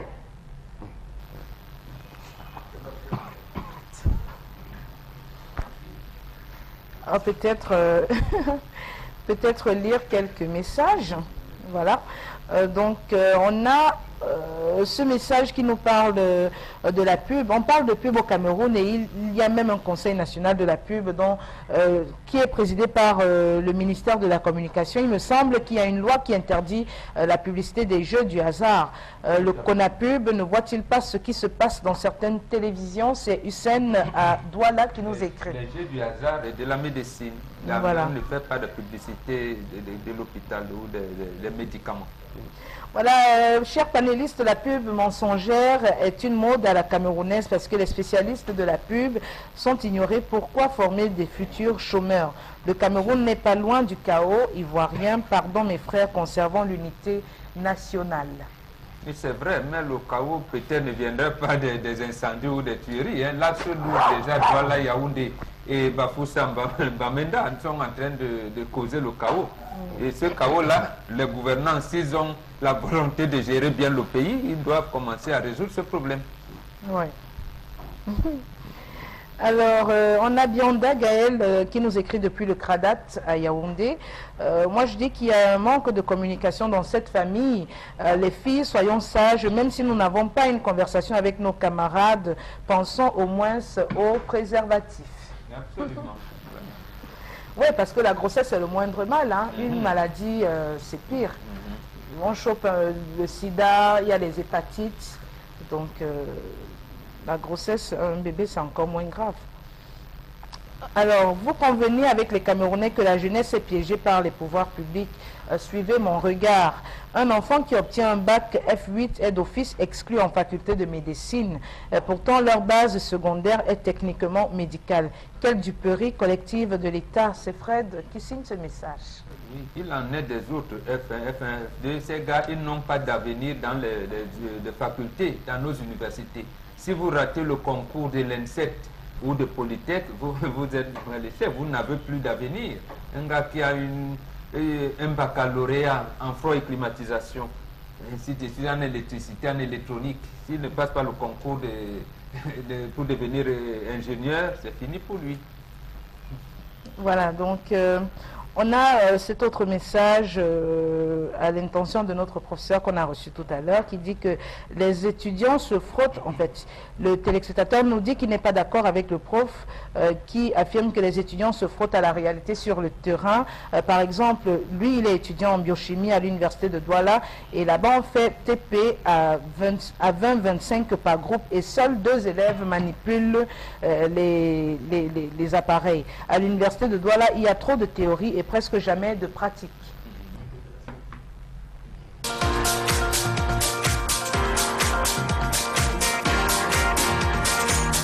Bon, moi, pour ce que je peux dire par rapport au progrès de mon pays, premièrement, j'aimerais que le gouvernement essaie d'envoyer à la retraite ceux qui doivent aller à la retraite. Pourquoi? Parce que les vieux qui sont là présentement ne travaillent plus. Ils sont assis, ils se sont appropriés les postes et ils ne sont plus rentables. Ce qui fait que maintenant, le pays ne peut plus produire à ce niveau-là, oui, le pays ne peut plus produire. Et j'aimerais également qu'on essaye de voir, de pratiquer une politique de protectionnisme. C'est-à-dire que ce qu'on produit, il faut déjà que les Camerounais essayent de consommer. Qu'on ne pense pas toujours produire et envoyer à l'extérieur. C'est ce qui reste finalement enfin.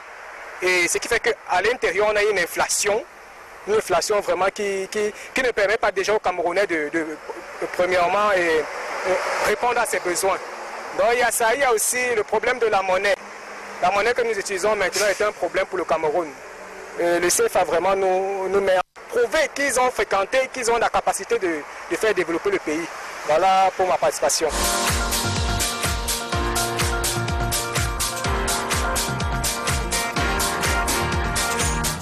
La réaction, interpellation, Charles Armel, Bachou. C'est vrai. Il faut dire que ce compatriote soulève une question très épineuse, c'est celle d'aborder la question du protectionnisme. Est-ce qu'on peut, dans le contexte actuel, parler de protectionnisme sur l'ensemble de nos matières? Est-ce que c'est possible des produits? Est-ce que c'est possible? C'est vrai que nous avons eu le président du GICAM qui a fait une sortie un peu, disons-le, très douloureuse à l'endroit du gouvernement camerounais, portant sur l'économie. Est-ce qu'on peut parler de protectionnisme quand nous n'avons même pas la possibilité de décider sur notre propre monnaie? Nous n'avons pas la possibilité de décider sur la gestion de nos matières premières. Bon, je ne pense pas qu'on puisse parler de protectionnisme, c'est un peu trop osé de sa part. Je pense plutôt qu'on devrait demander à l'État d'accompagner déjà les petits, ces jeunes gars qui se développent, ces start-upers, nos paysans, à agrandir leur champ d'exploitation pour leur permettre au moins de pouvoir s'asseoir. Ce sera peut-être la 3e, 4e génération qu'on pourra se proposer à dire qu'on pourra tout changer. Mais pour l'instant, on est encore sous le joug de la mère patrie. Voilà, Bambok Bengan. Moi, je pense plutôt le contraire. Il faut qu'on protège nos frontières. Comment un pays comme les États-Unis procède par le protectionnisme et nous, on ouvre nos frontières. On est même en passe d'éliminer des tarifs douaniers. D'un de deux, il a parlé de la formation, on a reçu un enseignant tout à l'heure. Est-ce que le contenu de nos enseignements, notamment, correspond avec les offres dans l'emploi. Est-ce qu'il y a... Voilà, il a dit tout à l'heure que l'université est en train de créer, je veux dire, un trait d'union avec le milieu socio-professionnel. Donc, si on en arrive là, il faut qu'on se protège. La Chine s'est protégée pendant plus de 50 ans. Quand elle s'est ouverte, elle a dominé le monde. Les États-Unis continuent à se protéger. Et on nous demande... On produit ce qu'on ne consomme pas et on consomme ce qu'on ne produit pas. On va faire le protectionnisme avec quoi? On va donc consommer ça, ce qu'on produit là. C'est-à-dire quoi? Comment vous pouvez expliquer, Charles Hamel, la Chine est à près de 2 milliards d'habitants aujourd'hui. La Chine est membre permanent du Conseil de sécurité des Nations Unies. La Chine a refusé d'entrer au GATT. C'est en 2002 que la Chine adhère à l'Organisation mondiale du commerce et la Chine a dominé le monde. Les États-Unis ont imposé, avec l'American Agricultural Act, que l'État se désolidarise de l'ONCPB, par exemple, et l'ONCPB a fermé. Très bien. Alors, on va dire qu'en cette matière, les États-Unis sont toujours en train de demander à ce qu'on puisse d'abord penser à leur propre pays. Et ça, c'est l'appel, un nouvel appel lancé hier par Donald Trump à la tribune des Nations Unies. America First. Un discours qui n'a pas vraiment soulevé des salves d'applaudissements parce qu'il a pratiquement raté son coche, comme on le disait en début de ce propos, parce qu'aujourd'hui, appartenir au concert des nations voudrait dire quand même qu'on n'est pas un îlot isolé, même si on peut penser qu'on est la première puissance au monde, mais on a toujours besoin des autres, normalement, puisqu'on est dans une planète aujourd'hui, village planétaire, le monde entier pratiquement. Alors, tendance, on passe à autre chose. Comment tu as su ça? Si on veut parler des produits périmés que nous consommons. Les produits importés, périmés, on ne connaît même pas la date de péremption, on ne voit même pas. Quand par exemple, on nous verse ça dans les supermarchés, madame, venez dans ce rayon, venez par ici. On peut aussi prendre les laits périmés, on donne à nos enfants. Ça ne fait rien à personne. Après, on va dire qu'il y a les contrôleurs de prix. Vous contrôlez quoi? Rien. Qu'est-ce que vous contrôlez? Place à présent à notre partenaire du concept Salaka, M. Constil Lamine. Bonjour. Séverin et bonjour à nos nombreux téléspectateurs de l'émission 10-12 de Zénith. Alors encore ce matin, vous êtes fiers d'accueillir le vendeur international, le promoteur du concept Salaka, le seul et unique Camerounais qui a pensé un concept de vente en direct en radio dans le monde, en la personne bien sûr de Constil Lamine, 5 ans déjà que le concept Salaka marche très très fort. Alors ce matin, je tiens bien sûr à rappeler à tous nos téléspectateurs que la photocopie ne sera jamais l'original. Le concept Salaka est là ce matin pour vous permettre d'acheter la qualité, mais alors une qualité à moindre coût. Ah ben oui c'est vrai, avec bien sûr la grande campagne baptisée profiter des meilleurs prix du côté bien sûr du magasin 1001 tapis. Alors ce matin je m'adresse particulièrement à tous nos clients qui sont hors de la ville de Douala. Alors ne vous inquiétez surtout pas, aujourd'hui le monde du commerce a évolué. Alors on n'a pas besoin de se déplacer de Yaoundé, de Gaoundéré, de Bamenda pour Douala. On reste sur place dans sa ville, dans son quartier, dans sa maison, même dans sa chambre. Vous recevez votre marchandise via le concept Salaka. Alors chers téléspectateurs hors de la ville de Douala, commencez déjà à appeler dès à présent à nos numéros de téléphone et passez déjà vos commandes.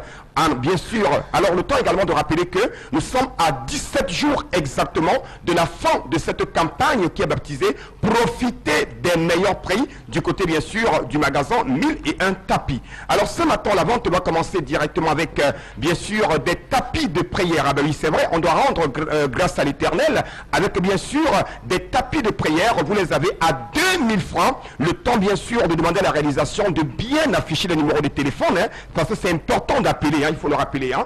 Voilà, merci à la réalisation. Des tapis de prière, vous les avez à 2000 francs. Et ces mêmes tapis de prière peuvent également être utilisés dans les salles de sport. Pour nos amis sportifs du Parcours Vita, de Yaoundé, de Boumanon, de partout. Alors c'est l'occasion plus que jamais de les acheter à 2000 francs, ces tapis de prière. Et quand vous achetez en quantité pour revendre, nous baissons encore le prix de ces tapis de prière. Alors place à l'instant à notre produit phare. Ah ben oui, c'est vrai, ce magnifique robot mixeur Debol. Il est neuf. Il est dans le carton, il est avec garantie, il vous permet de faire des jus de fruits, d'écraser les condiments secs. Vous les avez bien entendu à 11 500 francs, ce magnifique robot mixeur de bol. Il est neuf dans le carton, jamais utilisé. Vous l'avez à 11 500 francs. Et je rappelle que vous avez encore 17 jours, jour pour jour, pour acheter ce magnifique robot mixeur à 11 500 francs. du côté bien sûr du magasin 1001 tapis, quelle qu'en soit votre ville de résidence, appelez tout simplement, nous nous chargerons de vous expédier votre colis. On a bien sûr des fers à vapeur, c'est le seul fer à vapeur, votre colis. On a bien sûr des fers à vapeur, c'est le seul fer à vapeur. On peut être dans la chambre et repasser au salon, être au salon et repasser à la véranda à travers son long fil qui a une dimension de près de 2 mètres. Vous l'avez à 7 000 francs. Plus besoin de porter les habits froissés, plus besoin de demander les fers aux voisins. Alors courez tout de suite et maintenant, le prix va encore s'afficher à l'écran avec le numéro de téléphone, 7 000 francs, un grand fer à vapeur. Il est à vapeur, il est également sec. Il est dans son carton à 7 000. Alors à présent, ce magnifique bijou qui vous permet de bouillir de l'eau, que ce soit pour faire le tapioca ou alors pour prendre son café au bureau ou même à la maison. Des bouilloires électriques, vous les avez à 8 000 francs. Magnifique bouilloire électrique contenant plus d'1 litre. Vous les avez à 8 000. Elle fait bouillir de l'eau en moins de 3 minutes. Cette magnifique bouilloire électrique, voyant sur moi, le prix va encore s'afficher à l'écran. Les numéros de téléphone également. Le magasin 1001 tapis situé en plein cœur de Douala, en face du palais d'Ika Aqua. Alors à l'instant, place bien sûr, ah ben oui, la grande nouveauté, la grande innovation de cette semaine, c'est ce magnifique laptop Core de Dio. Il est nyanga, il est slim, il est vraiment taillé à votre mesure. Il est à 80 000 francs. Il a 2.2 de processeur, 1 Go de RAM, 80 Go de disque dur, webcam, Wi-Fi, Bluetooth, bonne autonomie de batterie. Vous l'avez à 80 000 francs. On n'a que quelques pièces pour ceux qui vont courir du côté bien sûr du magasin 1001 tapis, des magnifiques laptops. Alors ceux qui n'ont pas assez d'argent peuvent déjà appeler. Nous acceptons les paiements par tranche, nous acceptons les avances du côté bien sûr du magasin 1001 tapis. Alors à l'instant, place aux magnifiques ordinateurs. Ah ben oui, c'est vrai, le Pentium 4 sont toujours en promotion. Ce n'est pas 50 000, ce n'est pas 100 000. Le prix s'affiche à l'écran. Un magnifique ordinateur complet, Pentium 4 Mini Tour. Vous l'avez à 37 500 francs, que ce soit pour la maison, que ce soit pour les bureaux, que ce soit pour, c'est-à-dire quelle qu'en soit l'utilisation, c'est-à-dire l'utilisation commerciale, vous l'avez à 37 000, ce magnifique ordinateur complet. Il est à 40 Go de disque dur, 1 Go de RAM, 2.4 de processeur, lecteur DVD, écran plat 17 pouces. Vous l'avez à 37 000. Et quand vous achetez en quantité, on baisse encore le prix du côté bien sûr du magasin 1001 tapis. Merci nous allons beaucoup. tout de suite Voilà, merci Sam Sémérin. Rapidement là, nous allons tout de suite rappeler à tous nos téléspectateurs qu'on a également des magnifiques plaques à gaz. Je l'ai dit la semaine dernière, voilà pourquoi on a vendu plus de 200 plaques à gaz en moins de 5 jours. Parce que les Camerounais ont compris que ces plaques à gaz vous permettent de cuire le repas en moins de 10 minutes. Même l'éléphant, vous les avez à 27 000.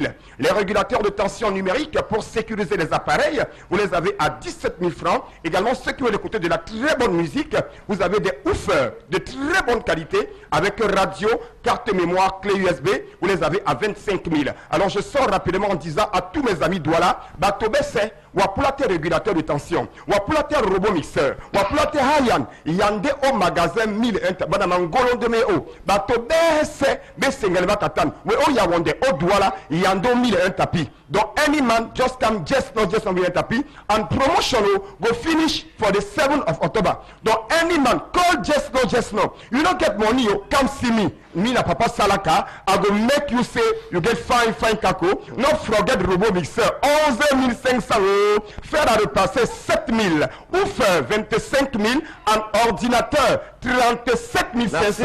Laptop, 80 000. Donc, la suite, on vous a compris. On va poursuivre le programme avec les messages à cet instant avant de prendre le deuxième partenaire jusqu'à la conclusion de ce programme.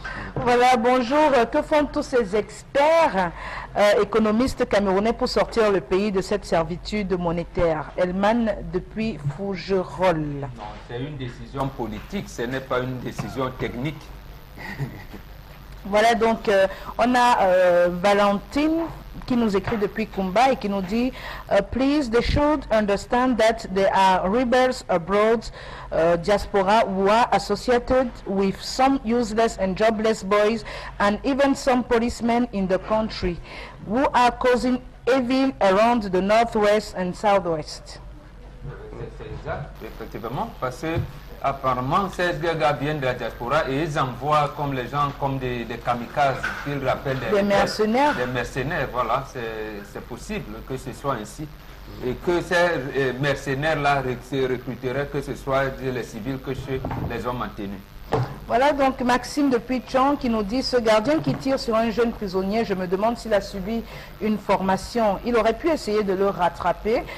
C'est ce qui arrive lorsqu'on laisse les personnes méritantes pour introduire des obèses et paresseux à des postes qu'ils ne méritent pas. Maintenant, on peut se demander s'il va faire l'objet quand même d'une procédure, le gardien de prison qui a tiré à balles réelles. Non, Sam, là on s'est fait, on dit qu'il était en état d'évasion. Donc là, on est en train on peut le tuer. Or, ce qu'on ne dit pas, c'est qu'on doit tirer au niveau des pieds pour empêcher, pour le rattraper. Mais maintenant, comme c'est eux qui font des analyses... Peut-être qu'il a visé les pieds et la balle l'a pris.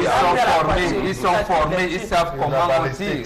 C'est la balistique de déterminer. Est-ce qu'on a même la balistique au Cameroun pour déterminer ce type d'action? Moi j'estime, et je pense, Sam Sévérin, que ce que Bobok dit est purement vrai. Ils sont entraînés, n'est-ce pas, dans la dissuasion. Je pense que dans le principe de dissuasion, on commence par tirer un coup, on tire deux. À la troisième sommation, s'il l'obtempère, on peut réagir. On les voit se balader avec ce genre, avec les différentes armes. Je crois qu'ils s'entraînent à cela. Donc il y a le bras, il y a le pied. Comment se fait-il que ce soit la poitrine qu'il a visé pour pouvoir tuer? Est-ce que l'intention, au départ, je crois que ce sera défini. Mais comme, il faut le dire, si ces jeunes garçons posent le préalable de l'amélioration, l'humanisation de leurs conditions de détention, et que cela n'est pas déjà fait, j'estime que si un tel acte est posé, on pourra pas... Et moi, j'ai vu quand même dans les prisons qui se trouvent dans les zones retirées, notamment en campagne, les prisonniers là-bas, quand même, ont un statut assez différent.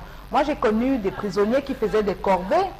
Oui, c'est-à-dire qu'ils sortent le matin de la prison, c'est bien géré par les régisseurs, ils sortent le matin de la prison et peut-être il y a des habitants qui payent à la prison de l'argent pour avoir des prisonniers qui font des corvées. Ils sont contrôlés, mais quand même ils sortent, ils font leur corvée et le soir, ils retournent dormir dans leur prison. Merci. On va prendre le temps de la crème miracle contre les vergetures. Saviez-vous que 40 à 50% de la population est préoccupée par les vergetures? Heureusement, il y a Vergiturof, votre crème anti-vergetures fabriquée à base de plantes et de fibres naturelles. Vergiturof favorise la régénération cellulaire, stimule la production du collagène qui restaure l'élasticité de votre peau. Et en plus, les résultats sont visibles dès le 7e jour. Avec Vergiturof, vous ne cacherez plus jamais votre belle peau. Vergiturof repart et protège. Vergiturof, le miracle du cosmétique. Voilà, bienvenue madame, bonjour. Bonjour Sam Sévérin, bonjour le plateau du Zénith. Alors voilà la nouvelle de ce matin. Alors comme tous les matins, bonjour chère dame, bonjour cher monsieur. Comme tous les matins, madame Vergiturof est encore là avec une bonne nouvelle. Vous qui souffrez des vergetures, vous qui avez longtemps souffert des vergetures, vous qui avez fait le tour dans les parfumeries, des pharmacies, des grandes surfaces, vous qui avez acheté des crèmes X, Y, Z sans résultat, vous qui avez du mal à porter des démembrés, vous qui avez du mal à vous rendre à la plage, eh bien fini vos angoisses, fini le stress, car Vergiturof est là, véritable panacée pour résoudre tous vos problèmes de vergetures. Et ça veut dire qu'il agit sur tout type de vergetures. Oui, Vergiturof est super efficace sur tout type de vergetures. Les vergetures dues à une variation du poids, c'est-à-dire une prise ou une perte brutale du poids, les vergetures dues à une grossesse, les vergetures dues après l'accouchement, les vergetures des adolescentes, vergeture est super efficace. Et vous rappelez le mode d'utilisation. Alors, aussi simple, utilisez Vergiturof, il suffit juste de nettoyer la zone à traiter, prélever à l'aide d'une spatule une quantité généreuse de produits que vous posez sur les vergetures, vous massez pendant 2 à 3 minutes jusqu'à obtention d'une chaleur, preuve que le produit a effectivement pénétré. Mais alors, évitez de l'associer aux produits éclaircissants et même aux produits hydratants. Sur des zones affectées, appliquez uniquement Vergiturof si vous voulez avoir un bon résultat. Vous répétez l'action 2 à 3 fois par jour. Mais alors, avant de commencer le traitement de Vergeturov, prenez la peine de filmer avant et après, car c'est vous qui appréciez les résultats. Et les personnes âgées de plus de 50 ans peuvent-elles l'utiliser? Oui, les personnes âgées de 50 ou plus de 50 ans peuvent utiliser Vergeturov, simplement parce que Vergeturov, ce sont ces ingrédients ciblés et sélectionnés pour répondre aux attentes des utilisateurs, parce que Vergeturov stimule la production du collagène et restaure l'élasticité de la peau. Les personnes âgées peuvent également l'utiliser. Très bien, vous rappelez les points de vente. Alors, Vergeturov se trouve dans tous les magasins Santa Lucia et Mahima de Douala et Yaoundé, du côté de Bafoussam, supermarché Yach et parfumerie El Blanco, du côté de Tian, parfumerie Fotou, du côté de Marwa, parfumerie Moutarde Dabo et Fashion au marché central, du côté des Bolova, parfumerie du Lac, ou alors pour plus d'informations, il vous suffit simplement d'appeler le 694 88 84 57, 694 88 84 57 ou le 680 00 28 28, 680 00 28 28 ou allez simplement sur notre page Facebook. Merci beaucoup. Merci Sam. Saviez-vous que 40 à 50% de la population est préoccupée par les vergetures? Heureusement, il y a Vergeturov. Votre crème anti-vergeture fabriquée à base de plantes et de fibres naturelles. Vergeturov favorise la régénération cellulaire, stimule la production du collagène qui restaure l'élasticité de votre peau. Et en plus, les résultats sont visibles dès le 7e jour. Avec Vergeturov, vous ne cacherez plus jamais votre belle peau. Vergeturov repart et protège. Vergeturov, le miracle du cosmétique.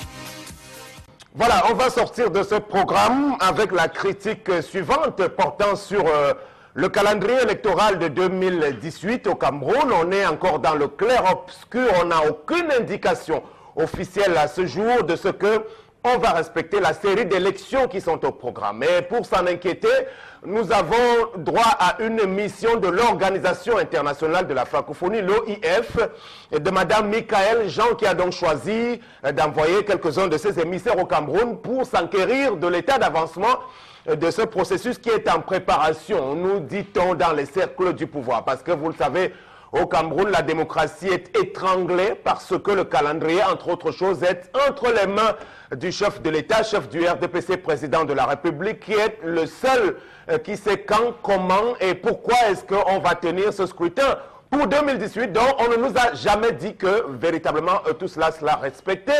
Nous, on parle davantage de la CAN 2019. Mais revenons à la mission de l'OIF pour s'en étonner tout de même, parce qu'ils nous ont dit lorsqu'ils sont arrivés qu'ils vont rencontrer tout le monde, la société civile, les partis politiques. Nous sommes pratiquement au 3e jour de cette visite conduite par le diplomate burkinabé Kadre Désiré Ouédraogo, ancien premier ministre de son pays. Alors, ce jour, ils vont à nouveau être reçus plutôt au ministère des Relations extérieures du Cameroun. Hier, c'était au tour du président de l'Assemblée nationale et avant-hier, ils ont été reçus sans doute par d'autres autorités, le président du Sénat. Aucune rencontre, aucun rendez-vous jusque-là avec les représentants des partis politiques ou bien des leaders de la société civile au Cameroun. À croire que la francophonie a déjà pris position ou alors que c'est une visite tout simplement quand on voit le tapis rouge qu'il aurait d'ailleurs déroulé à chacun de ces rendez-vous vis-à-vis des officiels camerounais. Il y a lieu de s'inquiéter forcément sur la crédibilité de cette francophonie aujourd'hui qui peut venir nous enseigner comment est-ce qu'on doit conduire le processus électoral de 2018. Véritablement, tout est bien mal parti parce qu'il leur reste pratiquement 24 heures à passer au Cameroun. Et quand on sait qu'en 24 heures, on ne peut rien faire de bon, finalement, c'était une mission pour rien, a-t-on voulu dire. Et c'était l'objet de notre critique de ce jour. Merci beaucoup. On a terminé. Bonne suite des programmes sur Equinox.